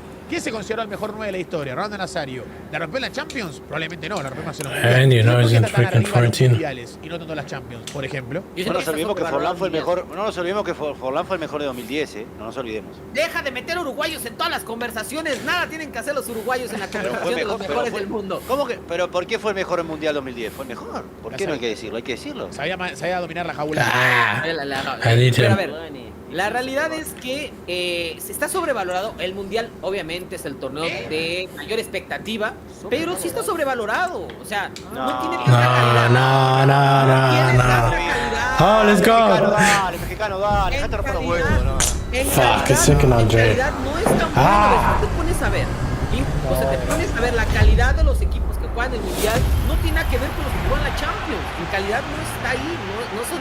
A ver, Hermano, el Mundial no está saca- grande que las canciones tienen mística, bro. Las Por canciones. eso, a ver, sí. Un profesor random. El mejor torneo de fútbol a ver, el Mundial. es el mejor torneo. ¿Qué ve más? ¿Champions o Eso, Mundial? claro. Nepe de No, Mundial. a ver, Mundial, en hermano, mucho expectativa, en todo eso, no se los niego, el Mundial es lo más grande que hay, sí, pero si nos ponemos objetivos, si vemos nada más la cuestión de calidad futbolística, si tú te pones a ver, no son las 32 mejores selecciones las que van al Mundial, no son los 30. ¿Cómo Ha habido no? muchas, What? muchas No, lo selecciones que que se dice quedan Mike fuera es y que que no selecciones van. grandes que no van, tipo, por ejemplo, Italia que se va afuera con Macedonia del Norte y fue, no sé. Y yo si no va sé. Panamá, y si va Panamá. Agarra- Ahí sí fue Pero ese es Panamá. puro fucking nombre, bro. Mundial. They made it in there, bro. Ah, no, joder. Quais partidos são mais históricos? Puro pinche nombre. do fútbol? Sí, los del Os Mundial. partidos de Mundial ou de Champions? Why the fuck they ain't qualified? They're so good. Recordado pra vida toda. Ahí no banco eso. Futbolistas, Alan, ¿en dónde hay mejores futbolistas? ¿En dónde hay Mike, mayor calidad? yo ¿En también- cómo Lo que está generó armado un Messi equipo? es increíble. Esto es una declaración. No, a ver. Messi. Que un El Real Madrid- mexicano diga que el Mundial está sobrevalorado. I know, Esto this is generó stupid as fuck. Messi. El Real Dumbass Madrid nigga, bro. entrena a diario, el City entrena a diario. Son mejores equipos. Si tú enfrentas al mejor Argentina- equipo, Argentina, Real Madrid, ¿quién gana? El Real Madrid lo pasea, lo pasea ¿sí? sí, lo pasea, lo Me mata. cae llegar al Madrid, la verdad. Gol de Valverde, Lo pasea, lo pasea. El City lo pasea también. Pero para porque quiero repasar. No, pero para, vamos a tirar factos. Courtois lo tenés contra Argentina, perdió. Vinicius, perdió.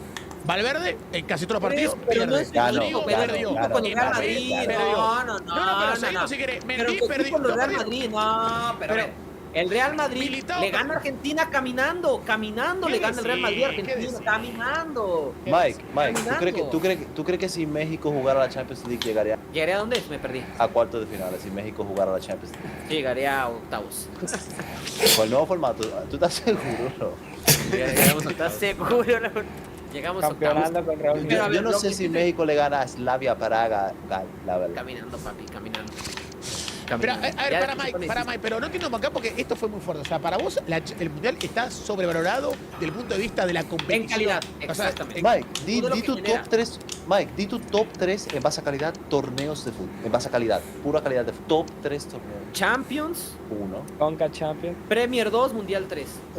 What the fuck? Hell no. O sea, Premier, por arriba del Mundial también. En calidad, o sea, que la temporada que Haaland ganó, Premier y Champions fue mucho más que la temporada que Messi ganó Mundial. Pero yo te voy a hacer una pregunta, ¿no? Y no quiero En calidad, ser- sí. Pero yo tengo una pregunta, Mike, de verdad. ¿Por qué, por ejemplo, Haaland, que la rompió toda en clubes, ¿no? La rompió toda espectacularmente en Su clubes. selección es una mierda, su selección es una mierda. Pero pará. Entiendo que sea una mierda. Le puedo entender que sea una mierda. Ok, está todo bien lo que vos me querés decir. Pero tengo una pregunta. Bale llevó a Gales a la final, a la semi de un euro, ¿eh? Bale llevó a Gales a un mundial, ¿eh? No, te comento para que sepas por las dudas. No, te cuento por las dudas. Stoico en Bulgaria llevó a cuarto de final de un mundial en el 94, por ejemplo. O sea, ese argumento de tenés una mala selección, ¿qué tiene que ver? Eliminando a Tenés que México. agradarte. Eliminando a México. Bueno, por eso. Para mí no es esa excusa de tenés una mala selección. Bueno, si vos sos muy crack, tenés que aparecer claro igual. que sí. Bueno. Voy a decir un no, facto. con esto- Messi, si jugara en República Dominicana, República Dominicana va al mundial. A ver, en su momento. Si Messi jugara en Va a Dominicana, cambiar la verdad. Messi Prime va al mundial A de ver. República Dominicana. Sí. Factos. Bueno, también está en CONCACAF. Factos. A ver, también está en CONCACAF también. Aguanta tantito. O sea, si Messi lo mandas a Bolivia, no clasifica. O sea, si Messi lo mandas No. Si Messi lo mandas a Bolivia, no ¿Por qué clasifica. Bolivia no? ¿Por qué Bolivia no? Porque Bolivia no clasifica. Lo mandas a Bolivia, no clasifica. A ver, la cuestión aquí es que. Perdón para Mike, Sí, la última vez que calidad. vi a Bolivia enfrentar a Chile, Bolivia ganó. La última vez que Chile Yo- jugar contra México, ganó Chile. ¿Y que yo soy chileno? ¿Por qué me avientas a Chile a mí? O sea, yo No, yo pero la comento, última o vez sea, que la la vara última vez que chilena, México, la última vez que México se enfrentó a Bolivia le ganó y con suplente. Bueno, para Copas América de México, México no tiene Copa América. Bolivia, Bolivia, 1. Bolivia, ahí está. Bolivia más que México. Bolivia más Claro que que México. no, Bolivia tiene Wow. Bolivia tiene un solo trofeo en sus vitrinas, México tiene 13. ¿De qué me están hablando? pero para, igual ¿Qué ese están argumento hablando? de la selección, de verdad para ustedes, o sea, la selección es importante, pero si vos sos muy crack, no clasificás para Will, sé la verdad. Si Haaland es tan crack, ¿debería cargar a Noruega al mundial, por lo menos a que vaya al mundial? No A que necesariamente, vaya, porque eso depende del perfil, eso depende del perfil del jugador. O sea, Haaland no es un jugador que se pone un equipo en la espalda. Haaland es un jugador que necesita de la creación de su equipo. ¿Por qué no se lo pone Odegaard? Porque, por ejemplo, tenemos el caso de Bélgica, en la que De Bruyne sí se lo puso de espalda, De Bruyne, Hazard, etcétera, y pudieron llevar a Bélgica a una semifinal de Copa del Mundo. Entonces, eso depende de muchas cosas. Haaland fue un desafortunado que nació en Noruega, que no es una gran selección, pero si Noruega no clasifica un mundial, no cae la culpa sobre Haaland. Cae la culpa ¿Cómo que no? sobre una mala directiva, No. un mal equipo y probablemente una mala plantilla. Y punto. No, y también las O sea, eliminatorias complicadas. es Entonces no puede ser difícil. Balón de Oro nunca. tampoco. How, Eso no es bro? necesariamente Who the verdad, fuck porque they la próxima face? temporada no hay ninguna It's the first top y two. ahí él puede entrar. O sea, That entiendo is- que la selección es algo muy importante. Aún así, lo que no debería pasar es que la selección opaque lo de clubes. Porque esa no es la verdad. Porque el fútbol de club es la mayoría. Todo aquí nosotros hemos visto 10 veces la cantidad de fútbol de clubes que de selección. Nos gusta más la selección, algunos, pero el fútbol de clubes es la mayoría. Sin fútbol de clubes no hay nada. Es el que da los sueldos a los jugadores, es el que genera dinero en el fútbol. Es lo más importante del fútbol. Es más importante el fútbol de clubes que el de selecciones. Sin Pero fútbol de ellos clubes hablan porque no su hay- selección no ha ganado hay- nada. Y es el que se juega. A ver, ese es un argumento que los argentinos para algunas cosas sí lo utilizan y para otras cosas no. A ver. Porque, señor, El señor Di Stéfano no jugó un solo partido de mundial. Y tú le preguntas a los argentinos si te lo ponen en un top 10 de mejores jugadores de la historia y no jugó un partido de mundial Di Stéfano. Entonces, si nos vamos a la cuestión selección, Di Stéfano no existe. Di Stéfano solamente existe por lo que hizo en Real Madrid. No, una Copa América también. Bueno, una Copa América, eso no te da para otra cosa. O sea, realmente. Y jugamos partidos con España y con Argentina. No, ya vi, también creo que jugó con Argentina, con Colombia, jugó como con 4 selecciones el Di Stéfano. O sea, realmente. Bueno, también igual era una época complicada. Diablo con Colombia, what the fuck. Sí, jugó con Colombia. No, sí, un partido con Colombia y 30 con España y 10 con Argentina, creo. No, pero aparte lo secuestraron, amigos. Encima el chabón en Colombia lo secuestraron. No, la peor. Mierda. No, entonces, a ver, entonces, cultural também de cada país, ou seja, a Copa do Mundo também. O Mike não releva tanto porque nunca ganhou na Mundial, então não tem esse sabor. ¡Perro! ¡Ah, perro! Finally, someone said the real shit. Eu digo para vocês, a Copa do Mundo, ela é mística para aqueles países que já ganharam e já tiveram o sabor de levantar na Copa do Mundo. Talvez os que não ganharam não tenham esse sentimento do que é ganhar na Copa do Mundo, do que é o seu país ganhar na Copa do Mundo, né? Então eu entendo o Mike dele. No hablo de entender que tanto, Alan, no va tanto por ahí, o sea, hablo yo. A ver, factos. Por isso que eu te dije, Mike, que é questão cultural. Se o México, se os mexicanos, a maioria como vós, se acostumbraram a ver na Champions League ser mejor que o Mundial, é entendível. Es que no estoy diciendo que el Mundial sea mejor, peor. Pero para mí la presión que tiene el jugador, Mike, eso es lo que yo, para mí es muy diferente. Para mí la presión que tiene jugando en el Real Madrid y errando un pase, no la tiene en Brasil. Ese es mi argumento de por qué para mí. Dependiendo la época, dependiendo la época. Si Vinicius ahorita viene de un Real Madrid que ha ganado un chingo de cosas. Sí. Este mismo Real Madrid, cuando llevaba como 10 años sin ganar Champions, hubiera sido la presión para Vinicius si fallara un pase, el mismo que si lo fallara en Brasil. Hay que ver también los contextos. Ahorita viene de un Real Madrid que ha ganado muchas cosas y que de cierta manera tiene ¿Qué para mí tiene más presión el Madrid que la selección? No, ahorita no. Este Brasil, de jugar en Brasil hoy por hoy jugar en Brasil es. Brasil pesa las 5 estrellas, la generación pasada. O sea, imagínate vos vestir a 10 do Pelé, hermano, que nem tá o Rodrigo. Imagínate o Vinícius Júnior ter que colocar o peso da 7 que passou Bebeto, hermano. O sea, grandes jogadores do Brasil. E hoje, estes jogadores do Brasil têm mais pressão de qualquer outra geração porque é uma das piores e que claramente nadie viu um Brasil assim, nadie, nem nós outros próprios brasileiros, e consideramos o pior Brasil da história por este motivo, porque é irreconhecível o futebol de Brasil, irreconhecível. Peor Brasil da história. Para mim sim, porque rompeu todos os recordes, perdeu três partidos seguidos de eliminatória, coisa que nunca passou, perdeu por primeira vez eliminatórias em sua casa para a Argentina, coisa que nunca passou.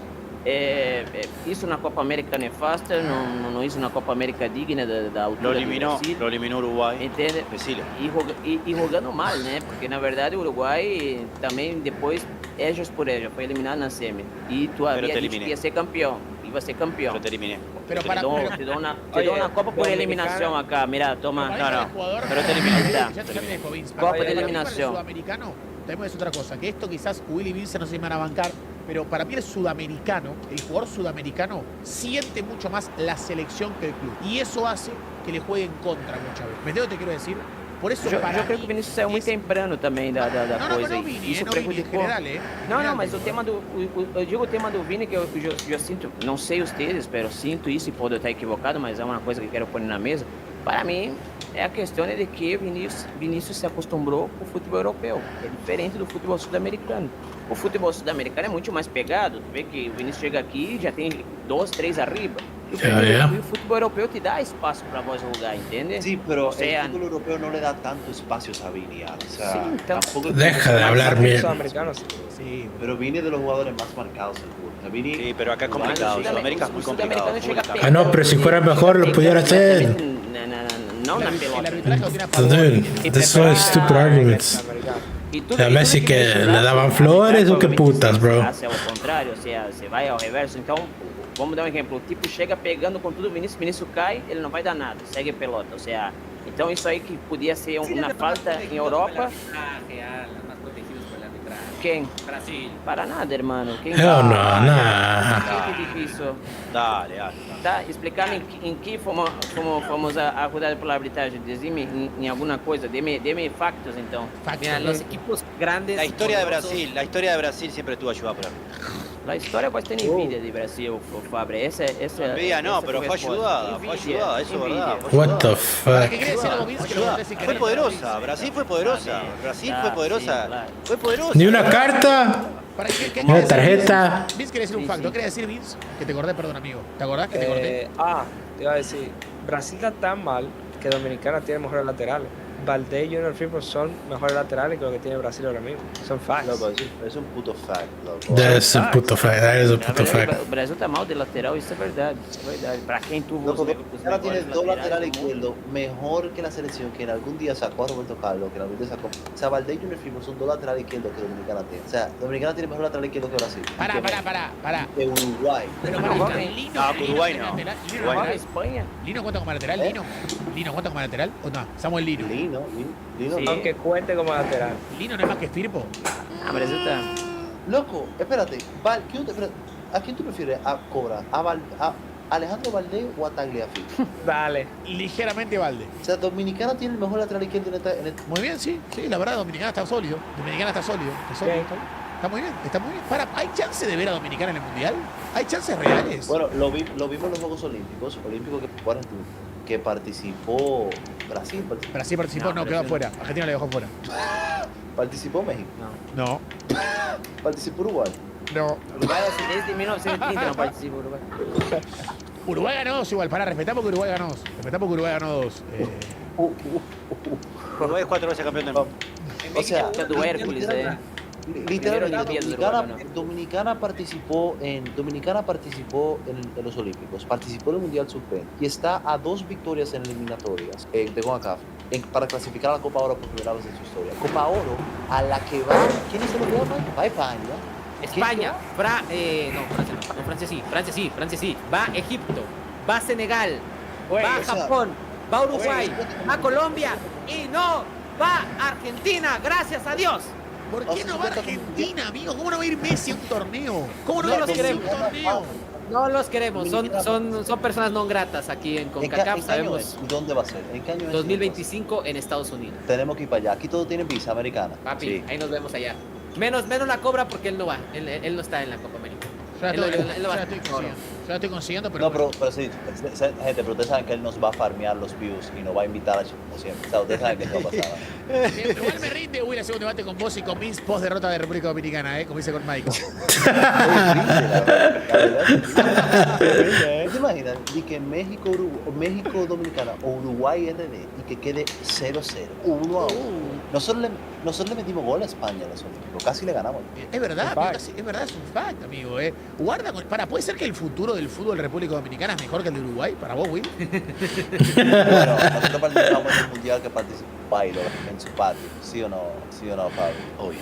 El patio de casa. El patio de casa. Sí. No sé si mejor que Uruguay, pero mejor que México siempre. Bueno, papi, primero clasifica la Copa Oro. Después hablamos. Pero para, mi pregunta es, ¿por qué no nos invitaron, Mike? Te quiero hacer vuelta a la pregunta, ¿por qué no nos invitaron? ¿Por qué no invitan al mejor equipo del mundo? No invitan al mejor equipo del mundo a un torneo de fútbol. Es increíble. No los Pero España va. Va España, va no Francia. quieren un torneo justo, Queremos un torneo sin polémicas, sin cosas extrañas. No queremos ver ahí a Messi que él mismo trace su ruta de estadios en donde no salga de Miami, donde juegue en Miami, después juegue en Orlando, después se regresa a Miami, después juega en Orlando. No, queremos un torneo justo para todos, queremos un torneo en donde triunfe el fútbol. Cuando se anunció que Argentina no iba a la Copa Oro, la pelota sonrió. Yo te voy a decir algo, Mike. ¿Viste la Copa América del 2011 que se hizo en Argentina? Que salió campeón Uruguay, que está muy feliz. What the fuck am I doing? Eliminamos a Argentina. México la jugó. Argentina invitó a México. Sí. Argentina invitó a México. Después México, en ese torneo jugó 3 partidos, pero los 3 literalmente no ganó ni un solo partido y se fue a su casa. Pero la diferencia es que Argentina no le invita. México no le invita a Argentina. ¿Por qué, Mike? Es como yo te invito a mi cumpleaños, vos venís, vos cumpleaños y no me invitás. ¿Por qué? Es que también puede ser que tú me invitas porque quieres el dinero que genera México. Es una realidad. ¿Por qué invitaban a México? Pero hablamos México de fútbol, no de plata. Por interés, puedo decir que es interés, Mike.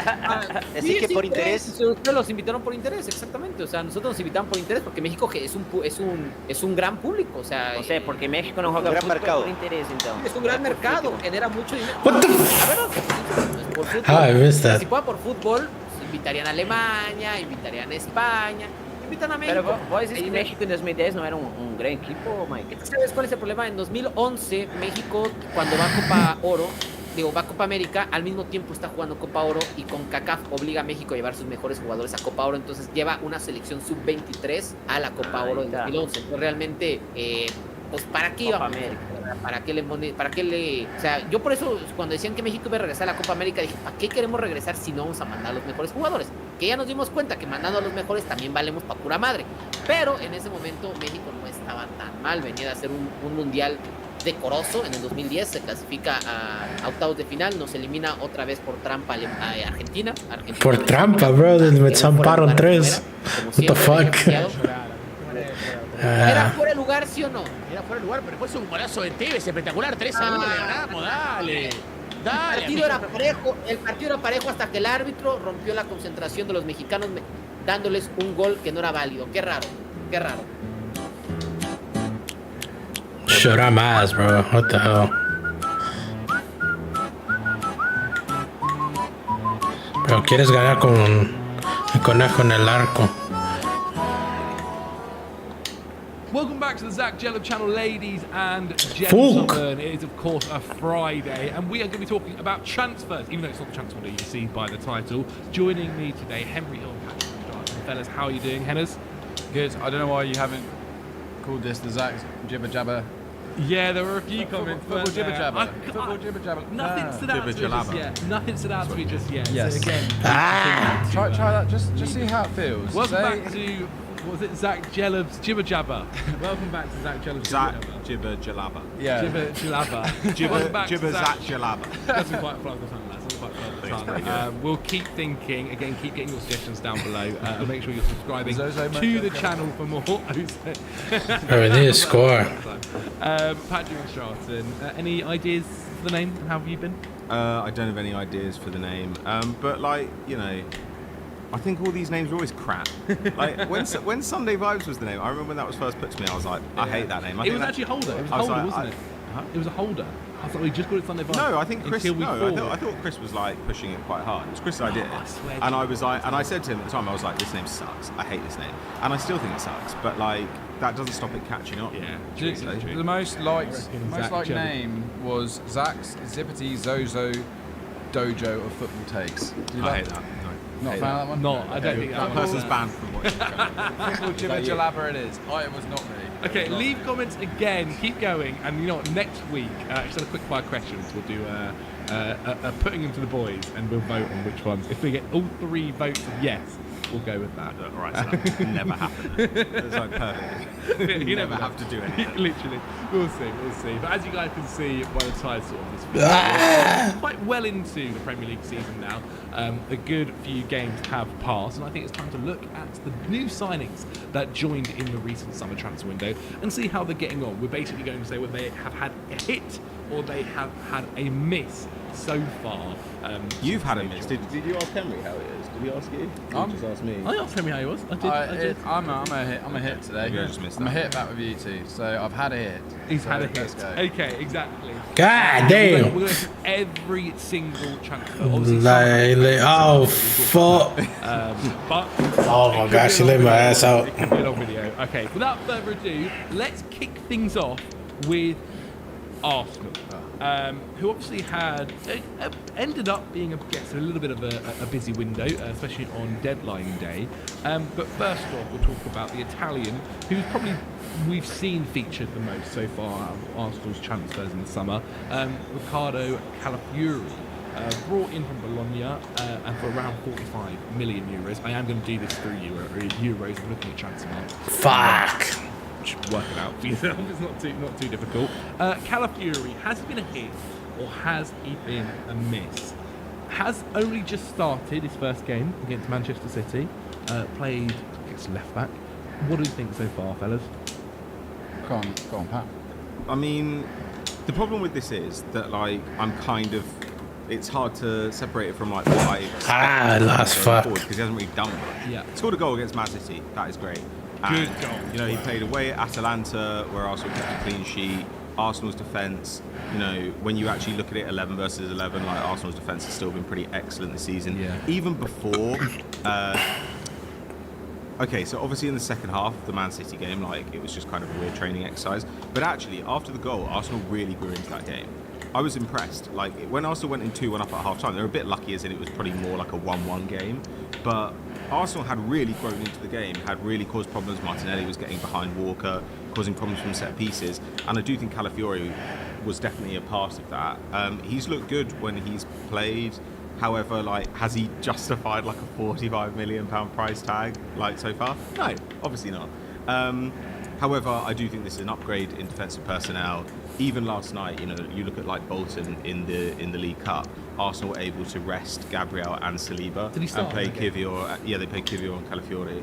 And you think, well, that is kind of one of the reasons he's come in as well, like getting minutes out of the legs of those key players. So I guess it's a tentative. It's certainly not a miss, but hit feels a bit generous for a guy who's probably played 250 minutes. His another problem for him is that Urian Timber has come back and has been starting at left back as well, which has been quite bad. I think. Quite bad. Good, yeah, it was. I don't think he's been good. Amazing. Well, not like how he was when he first started, like one game. But he looked half decent. Well, he's been stealing supposed minutes, I suppose, from Calafiori. So, in that regard, but he went off injured against City. If he's been as bad as you claim, then hopefully Calafiori will get a run in the side to really show exactly what he can do. But it's that, I think it's the thing of, we moan about teams when they don't have enough depth sometimes, and then sometimes we go, oh, we've got too many players in that position. I don't think it's a bad problem for Arsenal to be stacking their defence full of real quality. The one thing I'd say about this guy is he had one very good season in Serie A. The rest of his career was a bit bumbling before that. Injury-prone career. Injury-prone at Roma. There's a reason you end up at Basel at some point. There's no disrespect to Basel, but my point is... Mo Salah was there at one point. My point is we shouldn't expect the world of a guy off the bat who's only had one really quality season rolling into a great international campaign where he looked good for Italy. So yeah, but all things considered, it's not a bad thing that he's not being thrust into the starting lineup in an Arsenal side where the stakes are so high at the moment. But he's shown against City, as you said, came on, scored a goal. He's shown that he can play at that level. Against Atalanta, who were arguably better than Arsenal across the whole game as well, he was solid at the back too. So yeah, I think for me it's a hit so far. I don't think it's an outrageous fee, and I think he's only going to get better and better. Was he up against, was it Cedinho who's up against on that win, which is no easy task as well. I thought he managed to do pretty well. Cedinho does get away from him to assist the first goal, but I think that's more on Gabriel and Saliba for letting Haaland get between them. But you know, it was put to me the other day that like Calafiori, that goal he scored against City, if he's actually got quality from that area, you know, from the corner of the box, then not from shooting but from crossing, he could actually be a very useful weapon for Arsenal. Because obviously he spent a lot of time last season getting up towards the penalty area for Thiago Motta's Bologna side. You know, he was kind of going into midfield and then even joining like a four behind a striker. Well, if you've got him there and he can like consistently deliver high quality balls, with the size of Arsenal's players now, you could have Rice, Havertz and Mourinho all crashing the box and then Saka in behind them to pick up any loose balls. That's quite an interesting weapon that Arsenal actually haven't had, but it is a weapon that title-winning sides have had over the last few years. You know, you think of De Bruyne and Trent Alexander-Arnold in particularly delivering a less conventional cross across from right the corner of the box. Like Arsenal haven't really had that, but you can see Odegaard sometimes, you know, cuts back a dozen in-swinger. To have an outswinger as well, I think would be quite useful. So that might be an area where Arsenal get some traction from him too, not just defensively. Yeah, I think you also got to remember as well, 22 years old, like there's someone who is a signing for now, but also someone who's going to be there for a long, long time. Like, you look at Arsenal's defenders, it is quite frightening, to be fair, who they have in that back line. Another signing, Mikel Moreno, obviously joined for €32 million, about 30 million quid, injured on the first day. I think it's tough to say a hit or a miss with someone that's not played a game, but does that make it miss? If you know, they signed him and he's injured? I think there's a lot of players we're going to cover. I don't think we can speculate too much on a player that is just injured. I think the price they got him for is pretty good. He's at the peak of his game. Let's wait and see what he'll do when he comes in. I think he's exactly what Arsenal players were crying out for, and they've got him. He's great going forward and backward. Let's not judge him right now. It's not his fault he's injured. They're doing okay without him right now, so just think about how good they're going to be when he does eventually come in. And actually, he'll have more time to grow accustomed to the club. Fuck! Players. Again, I don't think you want the pressure of throwing these guys straight into. I need that finesse goal. Big scenarios. So I don't. It's obviously not ideal, but it's worse things have happened for Arsenal. And like with Sterling as well, there's no pressure on him to be starting every game at the moment. He's got the score sheet, which I think is a huge boost for him. The thing with Sterling, you just have to remember they're paying 40% of his wages, and they've got him on a season, and they needed a bit more attacking depth. So it's just an unbelievable pickup whether he's playing or not, because he's just going to be such a weapon. He's a problem every time he comes off the bench. I've enjoyed watching him so far. He's got Wanyeri as well, who looked brilliant. He's more depth too. So highly rated youngsters. I think Arsenal's business this summer was just really astute, really astute. Not any crazy additions, just smart additions to bulk out the squad, and just having Sterling there for a year, a guy that knows exactly how to win titles. Make the goal, little girl. Is brilliant, and I think he's going to grow into the campaign too. Don't forget Neto as well. Obviously, he was cup-tied in the EFL Cup, so he couldn't play yesterday. When you look back on that window now, Pat, is there anywhere where you think, oh, I wish we could have at least sorted that out? I wish I should have tried to get that player. Or where in the end, because obviously there wasn't an incredible amount of signings, but it does feel like everywhere does feel pretty strong. Yeah, not really. I mean, like I might not have gone for Marino, but I do think Marino makes sense for that position. You know, like he's a left footer who like wants to get up towards the edge of the box. He allows Declan Rice to play as a 6 instead of like this stupid 8 role that all our fans seem to think that he should play. I think that would be really helpful for Martinelli. I just didn't really want to unsettle the team. I think the team as it is like pretty good. So maybe I wouldn't. Would I have liked us to get like, you know, a potential star for the future instead of Sterling? Sure. Would I have maybe picked a different midfielder over Marino? Maybe, but I also I'm not Mikel Arteta. Am I happy with those players though? Yeah, definitely. Like I think Arsenal needed a versatile forward and they got one. Arsenal needed a midfielder and they got one. Arsenal needed to upgrade the left back slot and they got one. I just don't really. I don't really understand like where the issue is. I didn't really want us to go for a striker. I think we're fine as we are. Yeah, I mean, come the end of the season, who knows? But there's nothing there that I think Arsenal just like failed to address. Yeah, it's all okay. I mean, I guess you can look at Osimhen going to like Gala, and you think, oh, okay, well, could you, especially on loan, like? Well, maybe if he goes to Gala on loan, like maybe you could have loaned him. Like, then you start to think that. But I wouldn't. A unique situation. I didn't want us to go and sign Osimhen on a permanent deal for the crazy money that was talked about. So that was a really unique situation. I'm totally fine with it.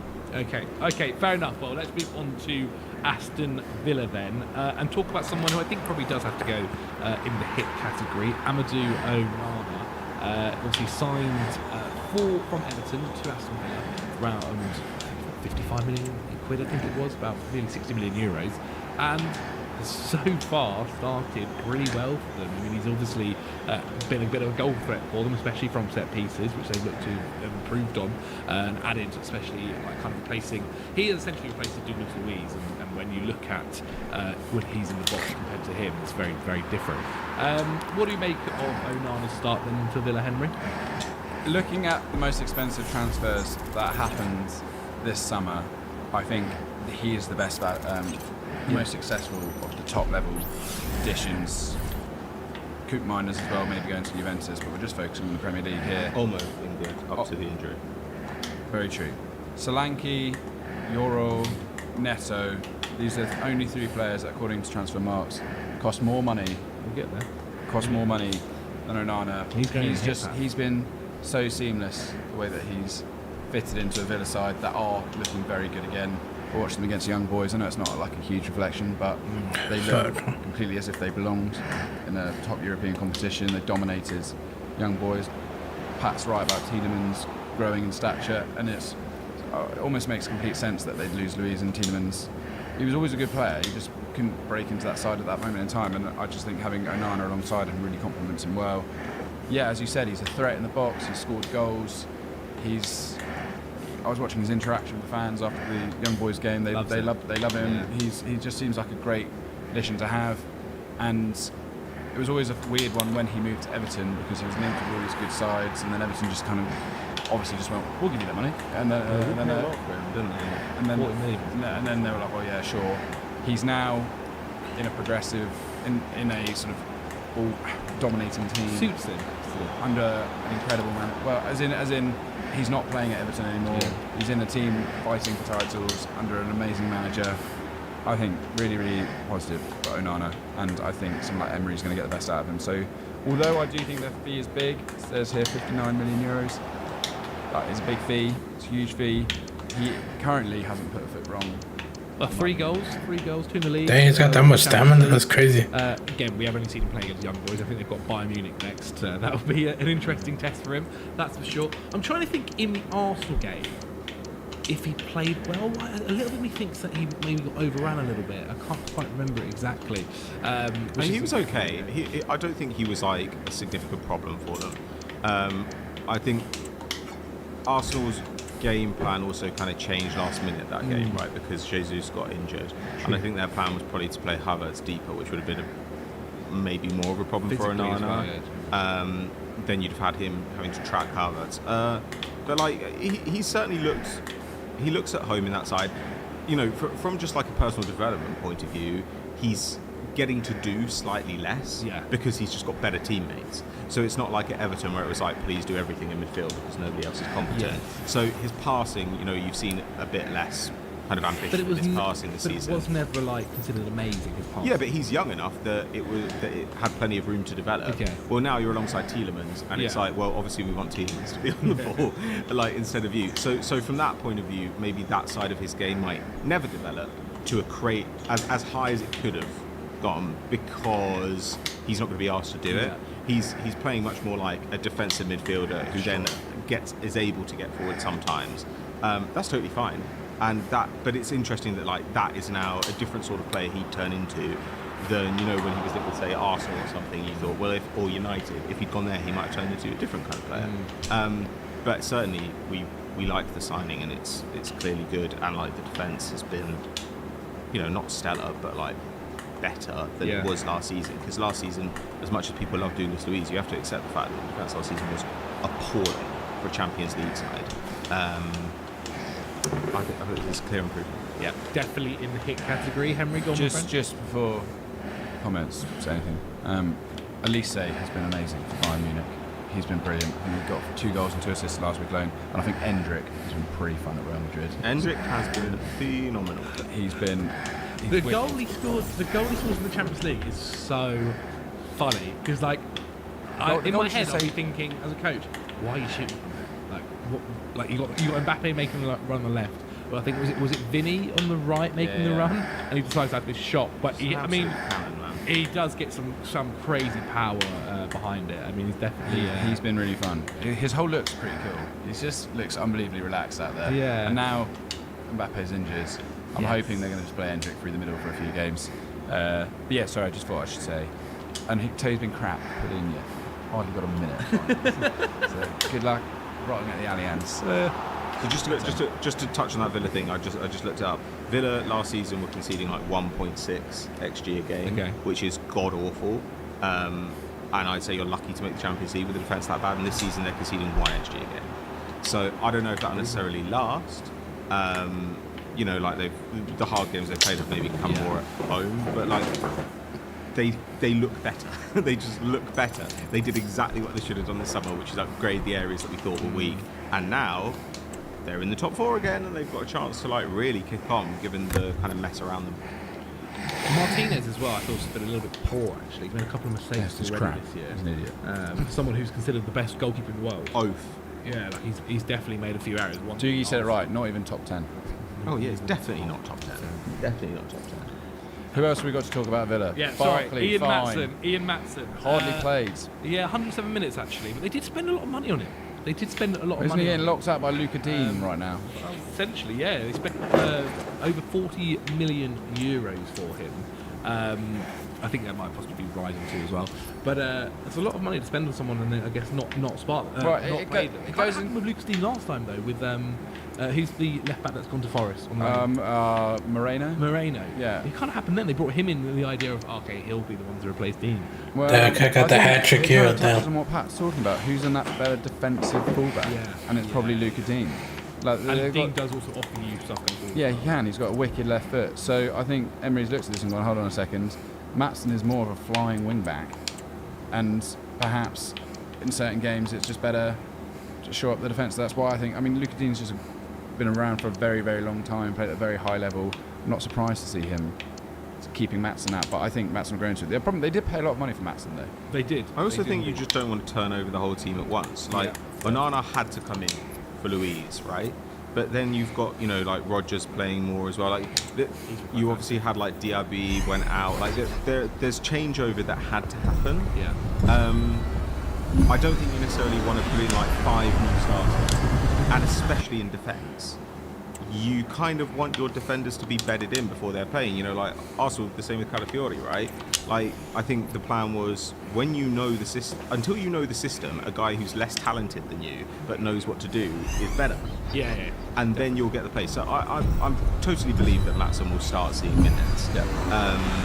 But right now, I think it's completely fair enough that they're saying, no, we're going to get some stability and then you play your way into potential.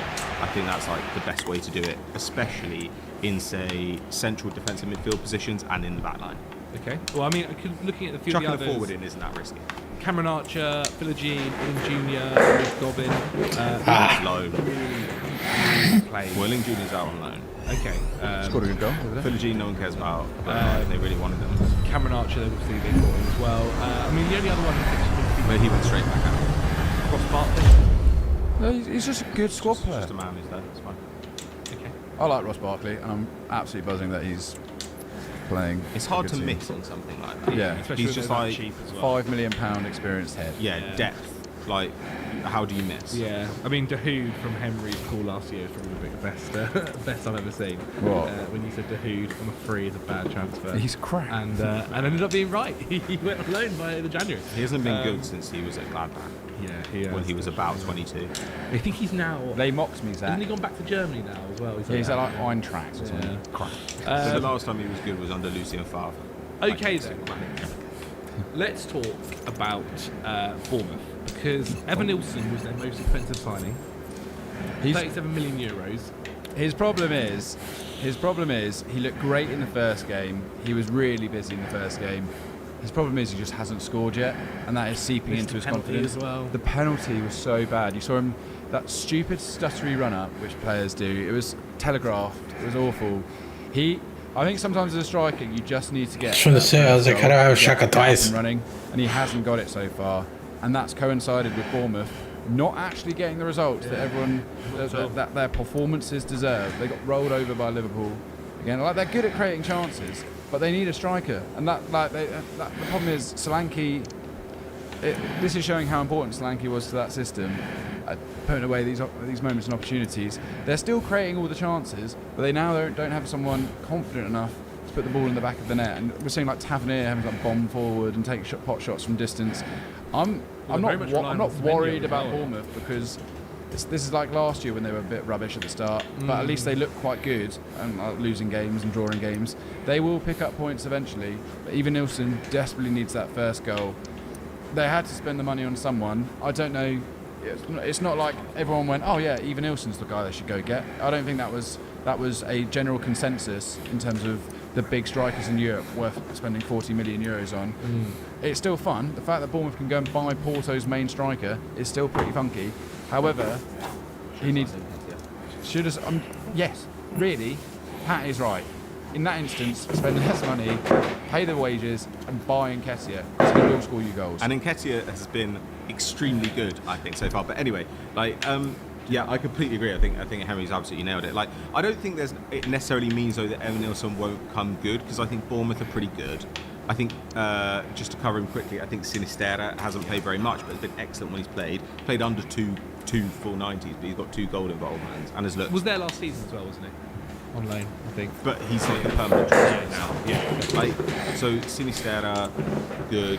Evan Nilsson, like, not great so far. But that said, like, I mean, against Liverpool, you look at the scoreline at the end of the game, you're like, easy win for Liverpool. But when you watch the game, like, Bournemouth were pretty dangerous, especially in the first half. They were able to drive through the middle quite easily, get through the midfield, and get up against the back line.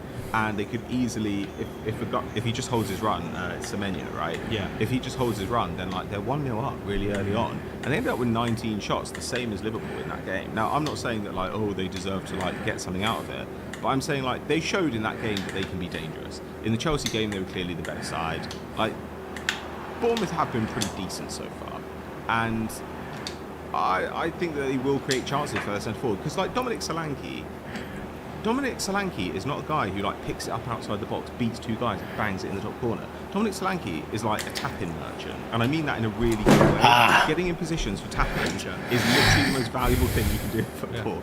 Yeah. So that means Bournemouth can create chances for somebody who can just get space in the box, and I do think Evan Nilsson will be able to do that. So it doesn't really concern me that much. I think a lot of these guys haven't played that much, probably again because there's a relatively complex pressing system for them to learn. But Dean Howson, I mean, he looks like what we thought he might be, which is like a guy who Bournemouth flipped for like 60 mil in 2 years. He's 19 years old. His passing looks phenomenal. He's just really good. He's just really, really good. And I said it. Getting him for relatively little money is such a steal from them. Bournemouth have quietly been a pretty intelligent recruitment club, I think, over the last few years, which is why I want to give them the benefit of the doubt on Evan Nilsson.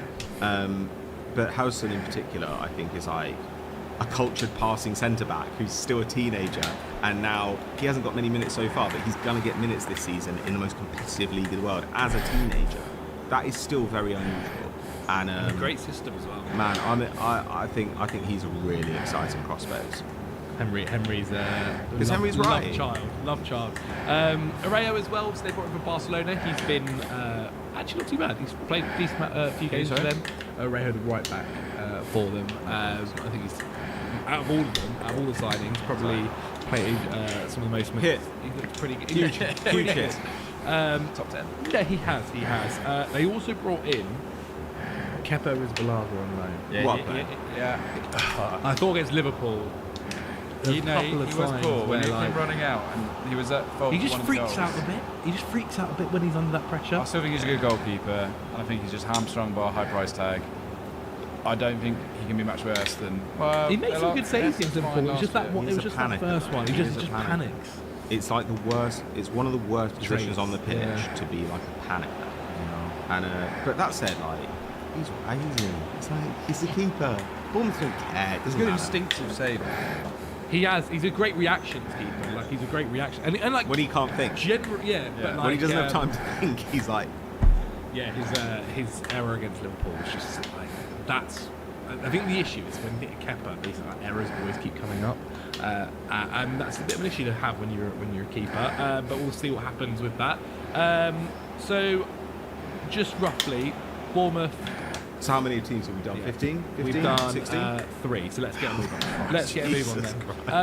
Brentford, we're going to get bullied when we get to Southampton and do it about 1 minute again. Yeah, well, I mean, give us some names and we'll give you just quick hits. Brentford, I feel like Igor Thiago has been injured. Crap. Well, miss. So. Too much money. Crap. But it wasn't a miss from Reino, so which one is it? Miss. Van der Berg has actually featured for Brentford at the back. We've also seen Fabio Carvalho slowly getting minutes for Brentford. Gustavo Nunes we've not seen too much either. Van der Berg was someone that I remember Liverpool brought in a couple of years ago, and everyone thought this kid could be, the next Van Dijk to play alongside him. It didn't quite happen in the end. Literally. Didn't quite happen in the end, but he is at a nice club at the moment. Brentford seems to be doing some pretty good things. Obviously, I know they lost to Spurs on the weekend. They got thumped. They did, yeah. They got thumped. But in terms of Van der Berg, who I think really the only transfer we can talk about so far, 22-year-old Dutch centre-back playing in the league. You mentioned earlier, obviously, about Huijsen. He's 19, only 3 years older, and he has featured 195 minutes in 3 games, 2 in the League Cup as well. I think he was on loan at Preston. I remember watching him against Fulham at one point years ago. He's a really good defender, and then he was on Mainz last year on loan. Is there a question impressive in the Bundesliga? I think they got a lot of money for him. They did really well to sell him the amount of money. 20 million. Yeah, but he was also like Leverkusen were looking at him. I don't think Leverkusen look at you unless you are a very good prospect. So I think this Mainz is one of a smart club. Yeah, so I think this will turn out to be a good addition, and they do don't get me wrong, Ethan Pinnock, love the story, but they do need to start getting in some defenders that can evolve that back line. Is he playing next to Collins? Are they playing a back three? I mean, it's I think this is a good addition, and I do want Fabio Carvalho to come in as well. So, but spending 40 million, right? I guess at least with Van Berg, he is featuring. Carvalho they spent 20 million at least as well. I think they spent 25. I thought Fabio Carvalho was actually up close to 27, and I thought Van den Berg was like 25. Okay, I think they paid a lot of money for both of it, more than I would have paid for those guys. I think the stats are normally without lines. Sure. That they document, the ones I'm reading out, but still, I was gonna say it is a lot of money for a squad that I feel does start to need a few more transfers. Well, they've in midfield, especially. They've never been great at spending big money. No. I would say Brentford. They've like Damsgaard. Yeah. They've done a lot of those kind of 15 to 25 million transfers. Hickey's never quite worked out, has he? He's a kid good. still. Hickey's good. He's just had a terrible time of injury. But it's as if they are like sort of they've been a frugal club for all these years, and they just don't quite know how to spend the big bucks. But give them 5 million. Again, I've said it once, and I'll say it again. Thomas Frank is the reason they're good, and he will get a tune out. And I wonder as well if sometimes you just spend the money because you're like, we need to appease Thomas Frank. Like Thomas Frank might be saying things like, if you don't buy some players, I lose. And I can walk into at least a probably upper Bundesliga side, certainly a mid-table Premier League side would jump at Thomas Frank. Like, jump at him.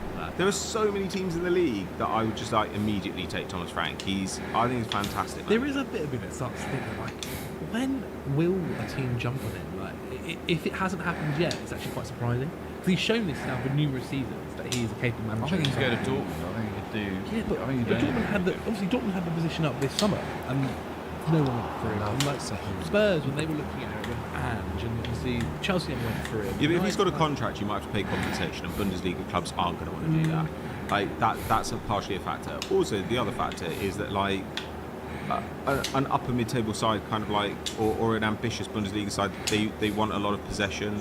Brentford have kind of become not that lately because they've had to make the most of the talent they've got. Now, I think he can coach that football, but you can understand why a team would say, well, we don't know that you can, so we're not necessarily sure. And if we're going to have to pay 5-10 mil to get you out of Brentford, we're not going to do that. Like when your contract runs down, if his contract runs down and he's like, I can just leave, I suspect teams will be interested. I think he's a really good coach. I just think it's the right position needs to kind of... Okay. It also may well be that he does say, I'm happy in Brentford, my family's settled in Brentford, I like the club, I'm managing in the middle of the Premier League, I'm probably paid pretty well. He might want a decent deal to leave. He's not going to leave. Could be a Gasperini kind of thing at Atalanta. Yeah, it needs to be a club that actually have the money to make it worth as well. Yeah. And there aren't that many of those around. There aren't many in Spain anymore. Because clubs like Sevilla and Valencia just seem to have absolutely no money and have horrible disasters behind the scenes. Most of the ambitious Bundesliga clubs are relatively set. Dortmund are obviously taking a chance on Shaheen, but Leipzig have got Rosa, obviously Leverkusen are sorted.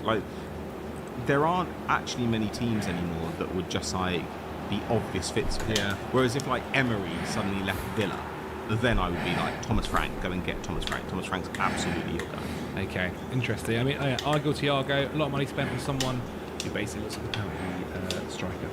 But we'll see come January. So that is Brentford done. Brighton. For you to get through here. Jorginho Ruta was actually the most expensive, and that happened, I think, basically on the final day in the end. 46 million euros, a lot of money. Someone, again, it's through he's not necessarily the starter. No, this squad changes week in, week out. And they were able to rest Pedro the other day and play Ruta, which is a real advantage of having him there. You know, like that is part of the reason. Like you can rest some of your other guys, and he can play.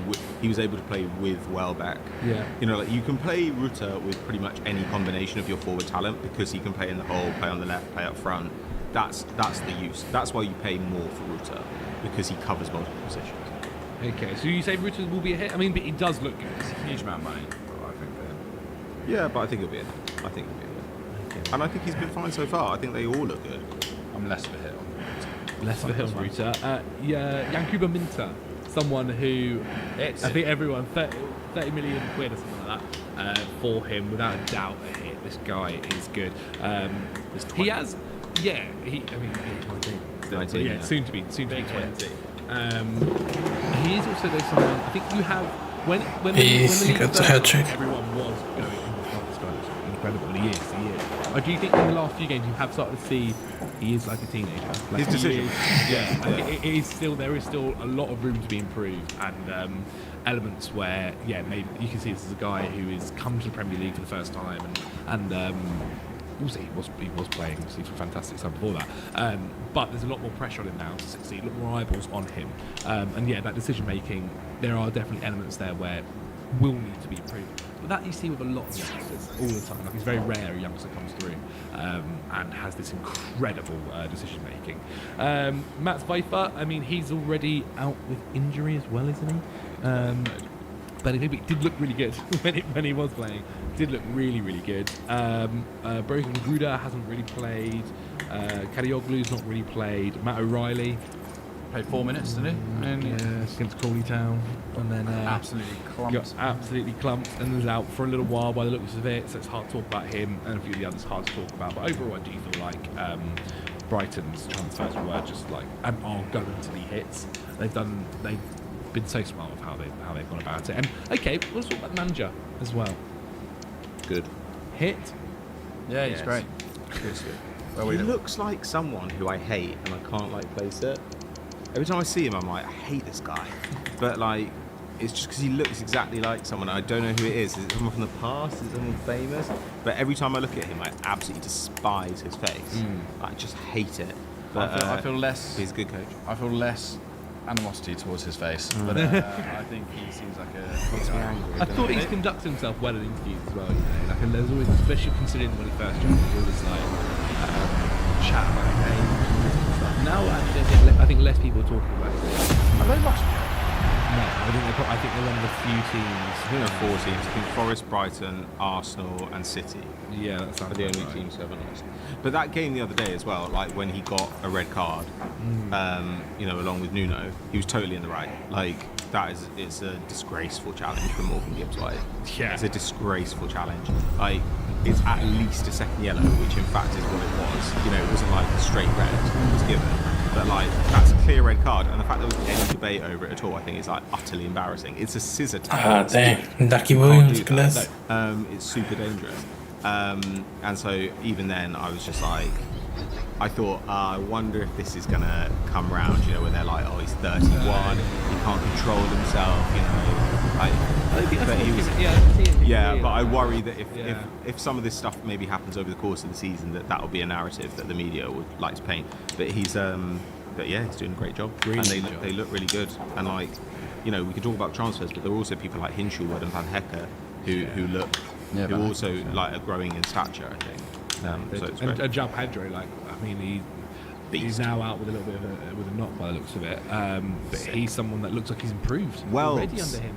How good as well? Danny Wells doesn't stop, does he? Always has. Doesn't stop. He's the best. I love him. But even Matoma, I think Matoma obviously got that injury last year. He's come back straight back into it. I wish Fulham had gone in for Danny Welbeck. That'd have made me so happy. Just something crazy. No, they got Raul. You just want Arsenal players, basically, don't you? They've all been good for them. Yeah, like, you can't knock them. Like Nelson. Okay, we'll come on to Fulham.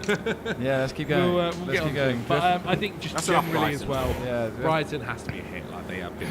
Zach, we're on the letter B still. Okay. Chelsea. Crap. Garbage. Okay. Let's do this, and let's do this properly. Just listen. Okay. Pedro Neto. Miss. He hasn't really played, but Yeah, but the team looks better when Noni Madueke plays. The team looks really good, and Madueke looks really good. I would say that I don't think Neto. There's this big discussion about where Nkunku should start. I don't think Neto is in that discussion of he's like Sancho. Should be the right wing. Sancho, Nkunku, even João Felix has shown some good moments. Who are your other wingers? I lose track. Madrid. No. But no, I mean I like the fact that you can play like two different styles of. You have wingers that can go to the byline. You have guys that can cut inside as well. You've got like multiple options. Neto's problem is Sancho followed him, and Sancho's just looked better than him. So. Yeah, I mean, I don't think it's necessarily, as we mentioned earlier, I think it's harsh there. No, but okay, but you're thinking it's a criticism of the player to say it's a miss, and it kind of is because he's not that great. But it's more, but is the transfer a miss? Yes, it is, because the team is better with one of like 3 other players playing in front of him, and you spent one of the biggest fees of the summer on a guy you didn't need. You don't need him, Zach. But he's not necessary at all. He's not at all. But like, is he in your first choice 11? No. Not right Is he in now, your second choice 11? Right, yes. Not sure. Yes, he is. Yes. He's the right wing. Like right now, Noni Madueke is on the right wing for sure. I think he's doing a fantastic job with it. However, we also have seen throughout Madueke's career at Chelsea, he goes through ups and downs. And maybe during that down period, we'll see Neto come in. I don't think he's set the world alight, but I don't think he's been terrible either. He's like your. Let me count up. City, 1, 2, 3, 4, 5. He's at best your 6th best forward, and probably lower than that. Who did Chelsea play second or whatever? Right, doesn't matter. Why do you hate Neto so much? I don't hate him. He's just. I don't. Why do I hate him? Like, he's not very good.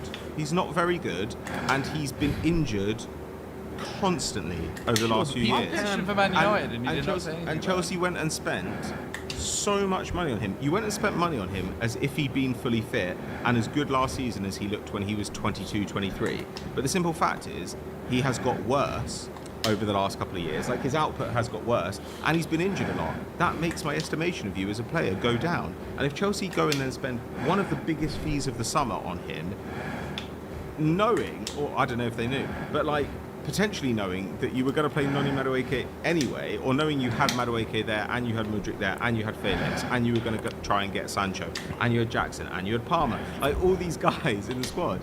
It's just like a colossal waste of money. I just think it's a fantastically stupid transfer, even if you love the player. And if you love the player, I think that maybe you need to consider what you actually would expect to get out of him if you signed him, which is a guy who is always injured and who has not looked the player he was when he first broke through. Okay. Those are knocks against him, but it's not about the player. I've got no problem with the player. I used to like the player. It's just that now I would never sign him. The player can change though, man. Like injuries. Yes, he has changed. He went from being good to being crap and injured.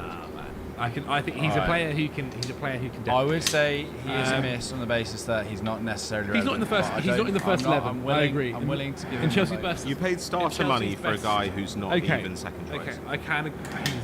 He's definitely second choice, but I can agree to him not being the starter for sure. Let's keep going. João Felix, I think, again, someone who's probably on that same level then. Like, he's not the starter. He's not going to get over Cole Palmer, but he's in that second choice. And also in more of a position of need. Like, so he can actually play in the hole, which I think is super useful, and he can sub in up front, which I think is also useful. And when they're coming on, these subs are like, it must be quite frightening sometimes when you see these guys coming off of the bench. It's like, oh god, now we've got to deal with them after dealing with these others for the last 6 months. Oh yeah, oh my god, João Felix. Okay. Like he's 12 years old. Dewsbury Hall, again, a mega miss. Huge miss. A mega miss. Can you believe that he's not getting minutes in that Chelsea squad whatsoever? Sure, but again, I think right now, if we look back at all the transfers, he is a squad player, isn't he? Yeah, but that's the role again, I doubt he thought that. I think he thought he was going there at like a low point for Chelsea, and he was going to just walk into that midfield and make things happen. And he can't. He's not. He genuinely, this could be like the next Drinkwater. I'm beginning to get that. Yeah, let's calm. No, that is what it is. What do you mean? He's not getting any minutes whatsoever. No, the next Drinkwater was Mudryk. What are we on about? The next Drinkwater. That was Mudryk, but this is. I'm talking about just like his Chelsea time. I don't think he's going to get any minutes at all. He's just a squad player. Like right now, he's coming off the Drinkwater was bench. a squad player, and he never played. Drinkwater wasn't a player. Yeah, well, neither's Dewsbury Hall at the moment. He's like just a man who turns up at the ground. Maresca's already having to answer questions about him in press conferences. If Dewsbury Hall is there in 2 years, I will be stunned. And you know, Maresca, I wonder how angry he is with Maresca as well.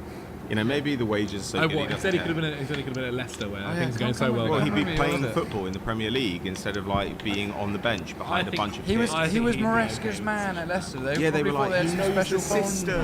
When they signed him, people weren't saying he's just a squad player. He'll be useful. Also, he has not yet been a squad player. Like he's been nothing whatsoever.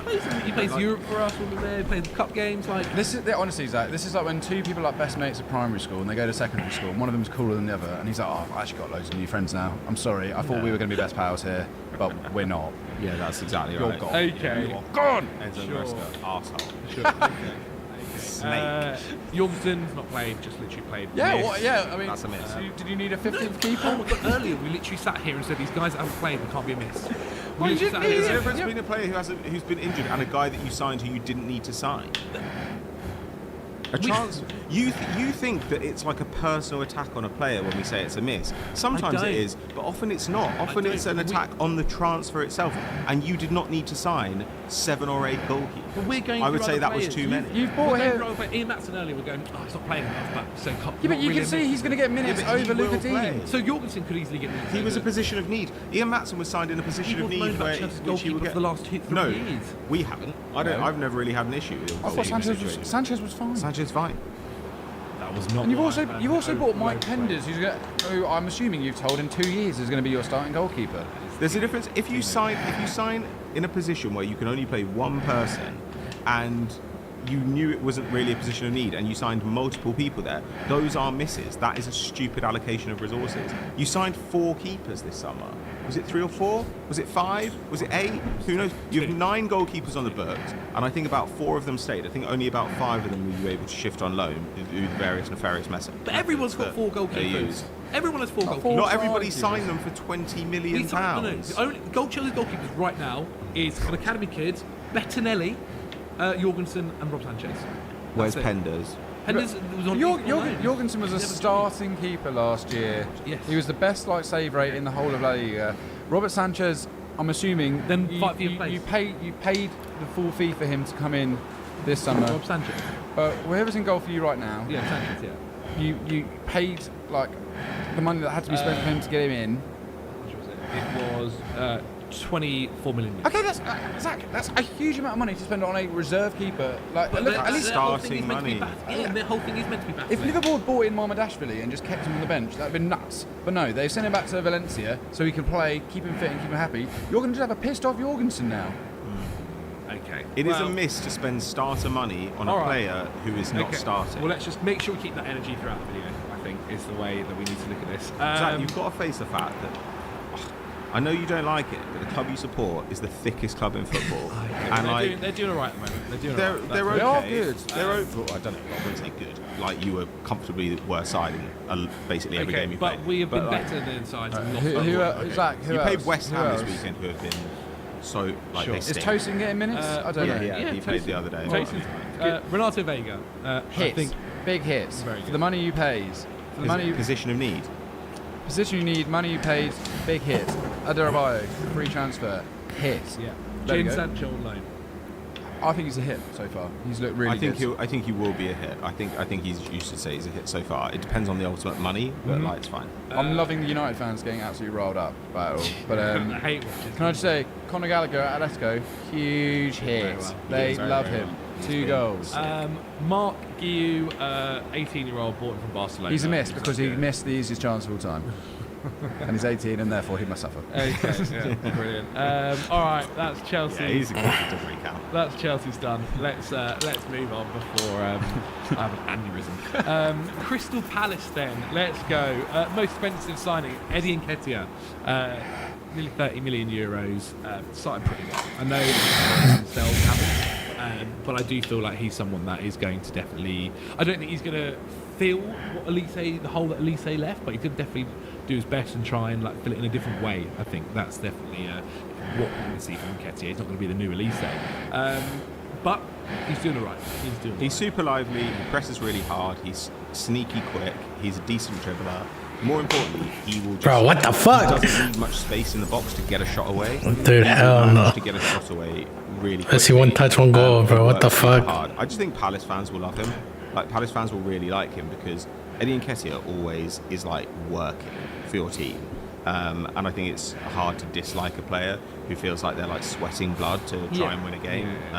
But he is also just, like, he's actually a class footballer. He's really good. We've got Lacroix.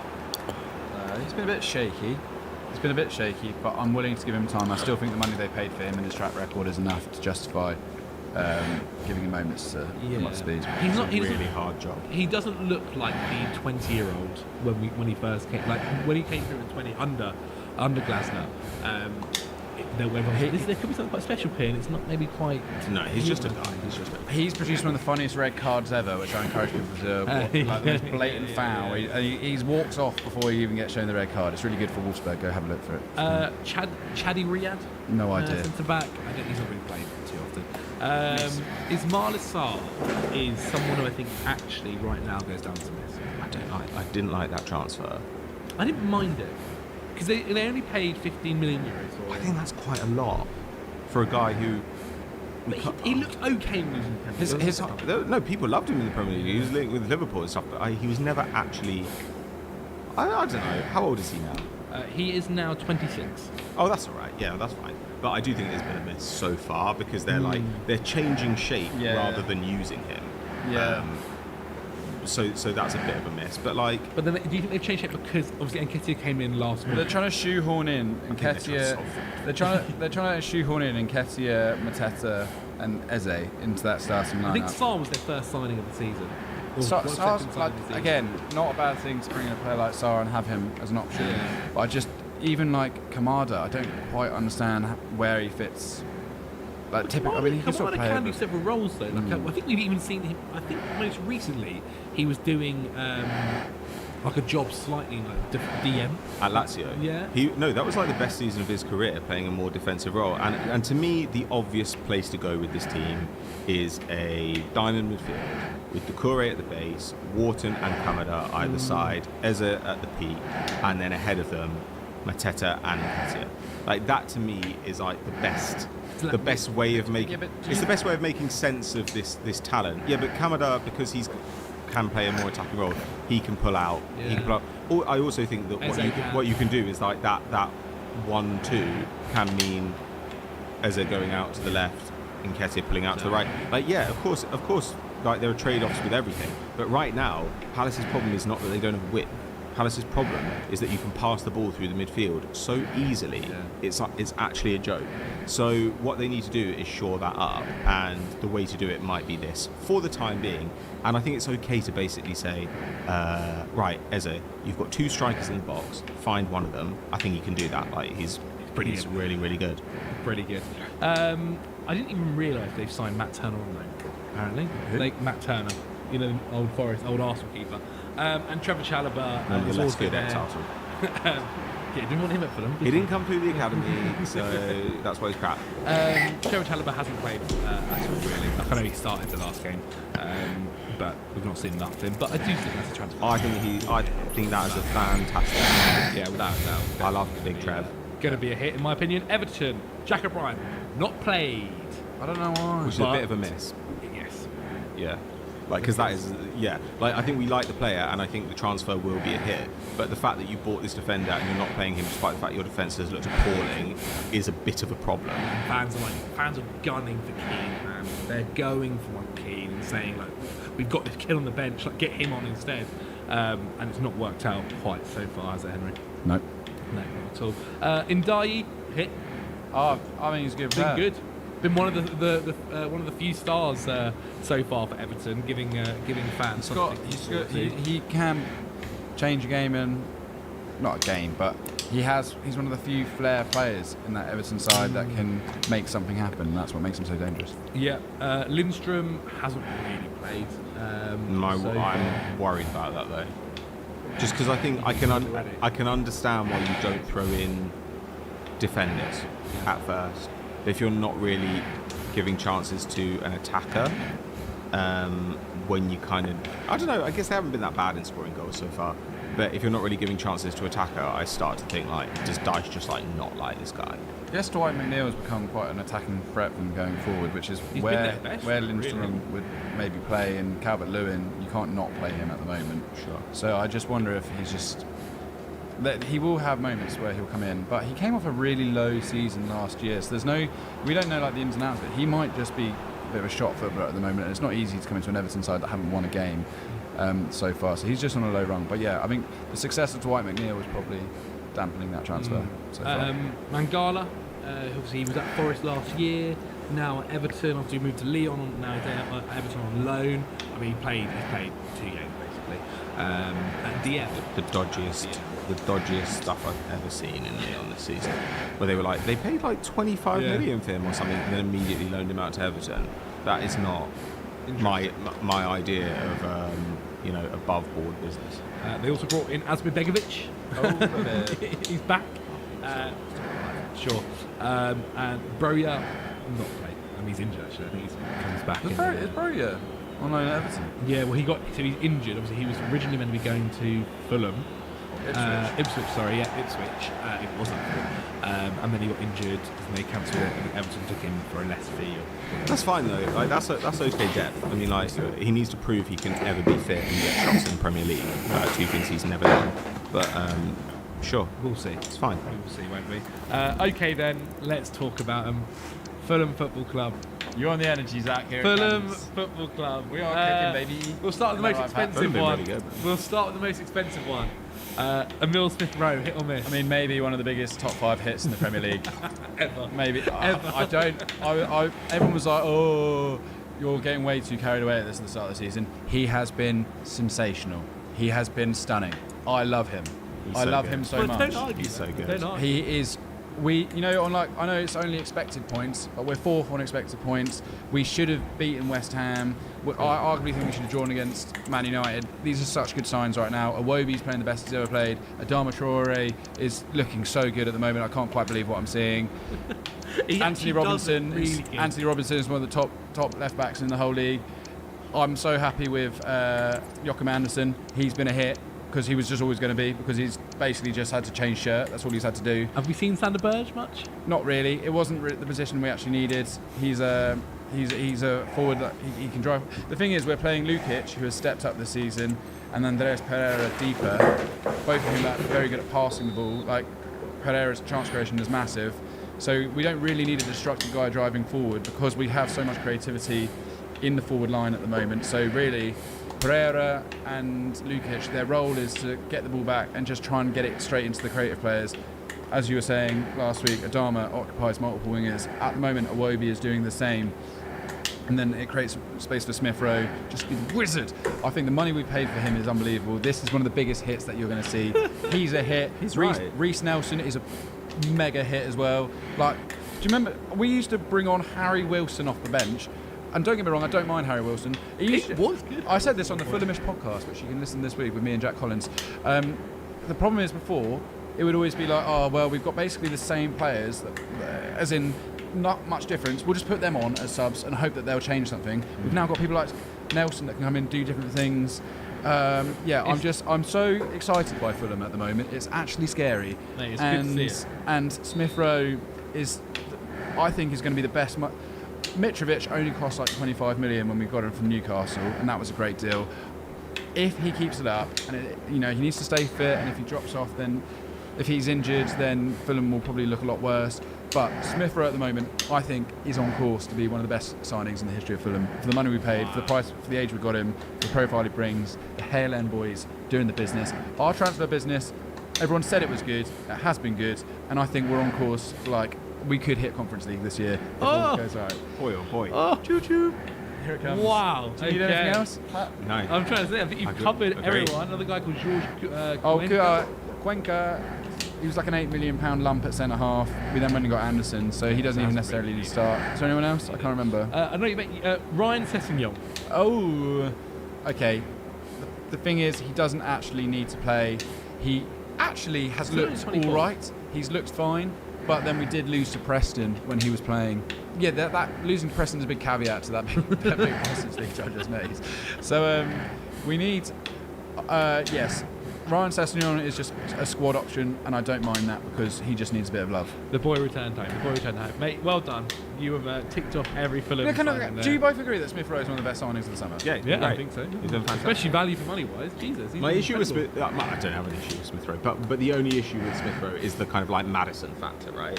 Which is like he's great that he's injured.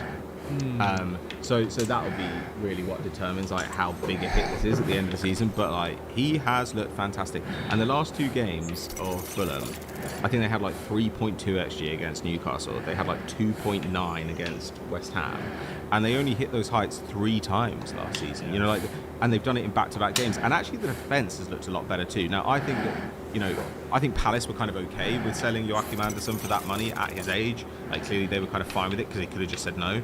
But the defence overall has actually been really, really successful. Like they're not allowing teams into their penalty area much at all.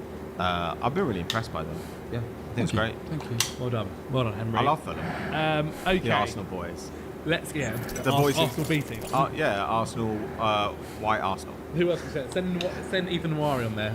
Oh mate, I'd take him in. No. On loan. We need him. We got like no midfielders. Okay, Ipswich Town. Amari Hutchinson was their most expensive signing, 23.5 million euros.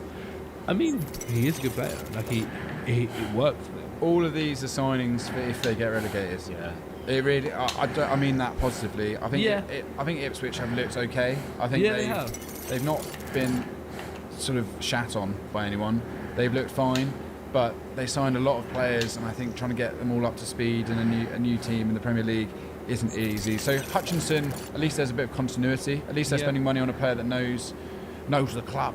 And then again, but if they go down, then they've got some great players there. So I'm not too stressed by this. Jacob Greaves actually thinks been pretty good at the back for them. Again, that's a really good move. These were signings that were made, like Henry says, because they would definitely be good in the Championship, and if they're good in the Premier League, then great. He's like a perfectly good signing, but it's hard to call these a hit because I think Ipswich have been crap. I like Delap, but I don't really blame them for that. So what can you do? But I had Delap down as one of my probably the worst signings of the window. I think Delap's been hit. I still kind of agree to that, but I think he's been good. But I still don't think he's going to be the guy to keep you up. Like that is essentially what you're looking for with the striker signing. So the air just come on a little bit cold. Jack Clark. Has Jack Clark even played that much so far? I don't know, but that's a real get for a team that do expect to get relegated. Obviously he was the best winger of the Championship. Yeah, to have him going back next season in the Championship, you're like, okay, we go back down with parachute payments, and we've got one of the better centre-backs in the league. We've got a guy who is fantastic for us. Maybe you can close a deal for Delap, because he has been there on loan. And then you've got, the guy who was like the best winger in the Championship. I'd look at that and think, we're really well situated. I actually think this guy's been good. This guy's been good since he joined Sammy Schwannix. I think he's probably one of the signings so far who's looked. Yeah, but that's what they need as well. Yeah. And like he did that last season, obviously for Blackburn, when they were kind of struggling lower down the table. Nurich. Well, he didn't start the first few games, did he? Yeah, I'm in there against City as well. But I mean, do we really think that changed the course of that match? Very true. I just don't care. Very, very true. All keepers make errors. Yeah. But Kepa's not allowed to get away with them. I guess the other ones, just looking here. Calvin Phillips on loan has played. You know what? I've not even noticed him. Which probably says more about Calvin Phillips than anything else. So probably not. The thing is, this move for Calvin Phillips has to be one where he walks away and everyone goes, we saw the old Calvin Phillips. And right now, as you say, he's not making any headlines whatsoever. So I think that's a good way to put it. Sorry, Ipswich fans, if you were looking for something a little bit more positive there, it's not happening. Okay, Leicester. Oh God! And if you want some positivity, Leicester City fans, I'll give you one. Buonanotte has been good.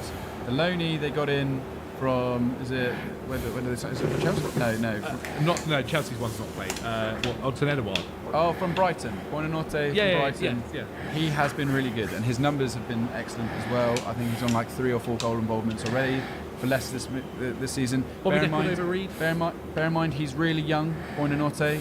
He looked positive coming through at Brighton. I actually think this could be a springboard for his career. So that has been a very positive addition. Mavididi, Do they sign him permanently, or they brought him up from the Championship? I think he's looked good. I like Mavididi. I think he's looked quite fun. Ex-Arsenal. Yeah. Fatawi as well. I like. I mean, I think Deco Reed's been fun for a free transfer. It's actually been pretty good. But Ollie Skip, the most expensive signing to replace Shrewsbury Hall essentially in that midfield. Not really. I mean, has he played too often? I think that's one thing we should quickly... I mean, the thing is, like, the only opinion I have on stuff like that is the opinion I had before, which is like, don't do that for that money.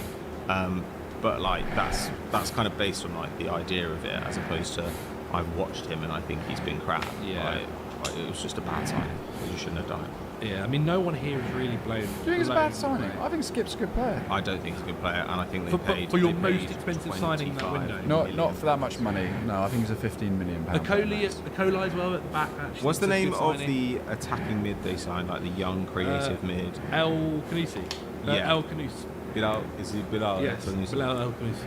Yeah, he's interesting, but like again, he's interesting for the future rather than like he's tearing up the league now. Yeah, Jordan Ive. Fuck! Ah, la madre. Aquí se fue fuerte. I think Leicester fans. How the fuck I missed that? Scored a good goal.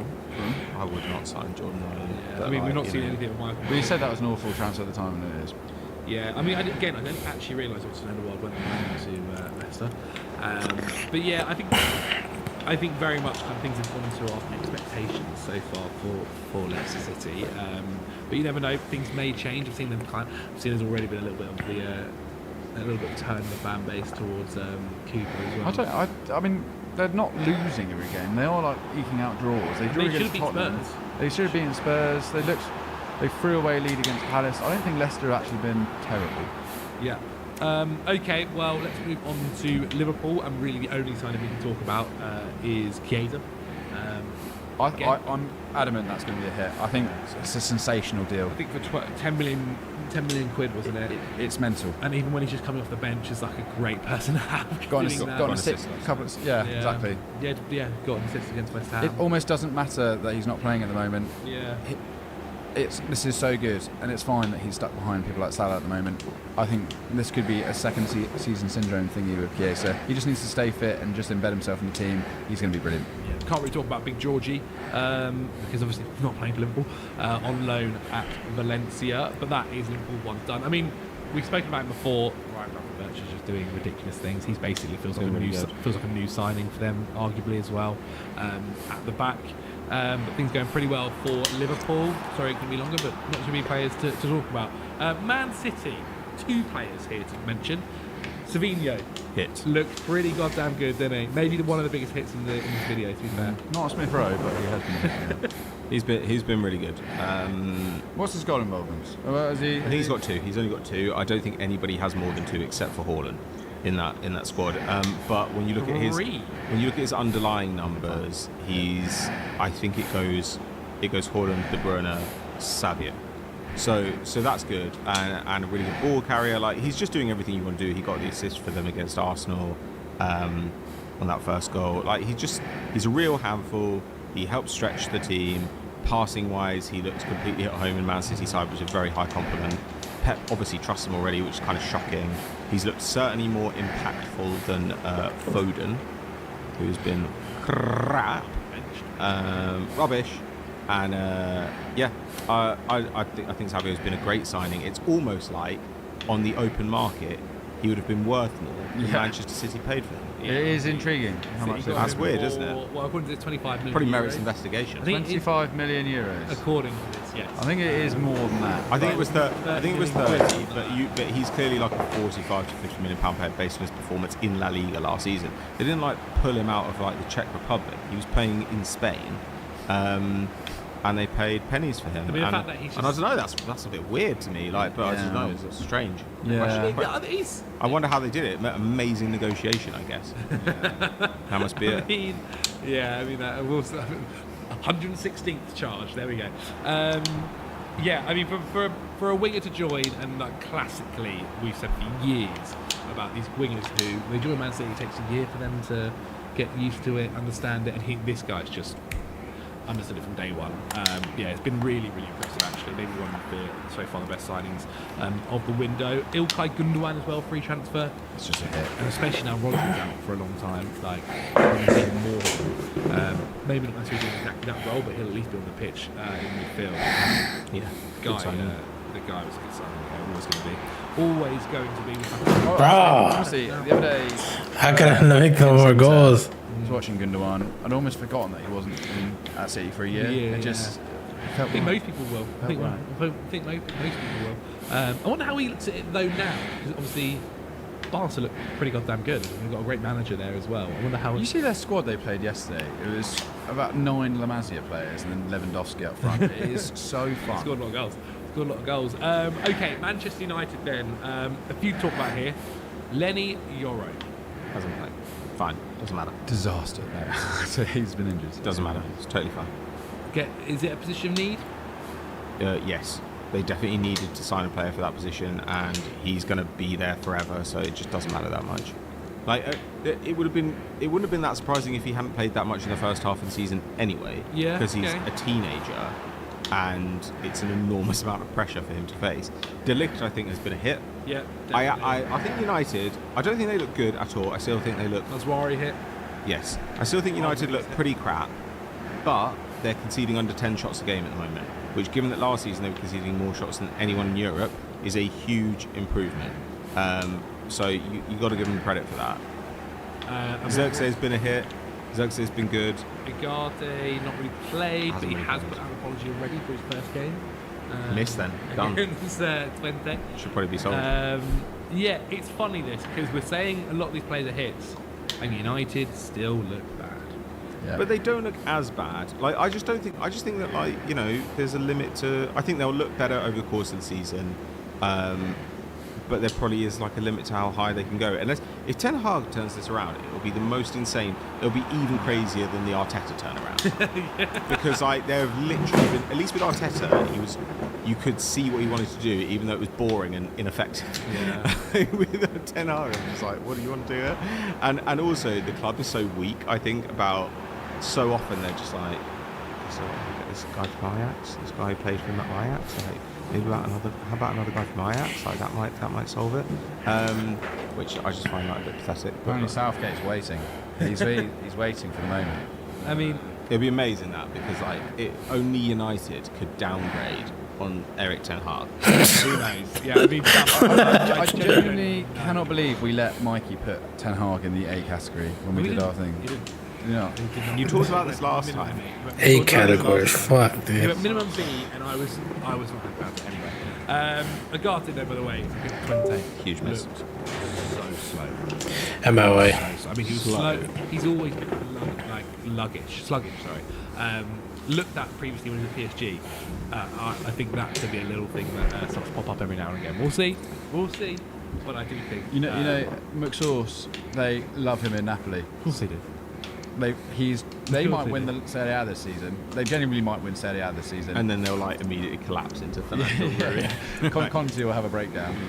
McSauce has slotted in, and actually he's not playing. He's behind Lobotka and Anguissa, which is fine. Yeah. But McTominay, they've changed their formation to get him in, and some of his performances against Juventus, he was next level. Look up the highlights of his game against Juventus, and they are hilarious. Like it's like they're letting him play like he's like prime Kaká.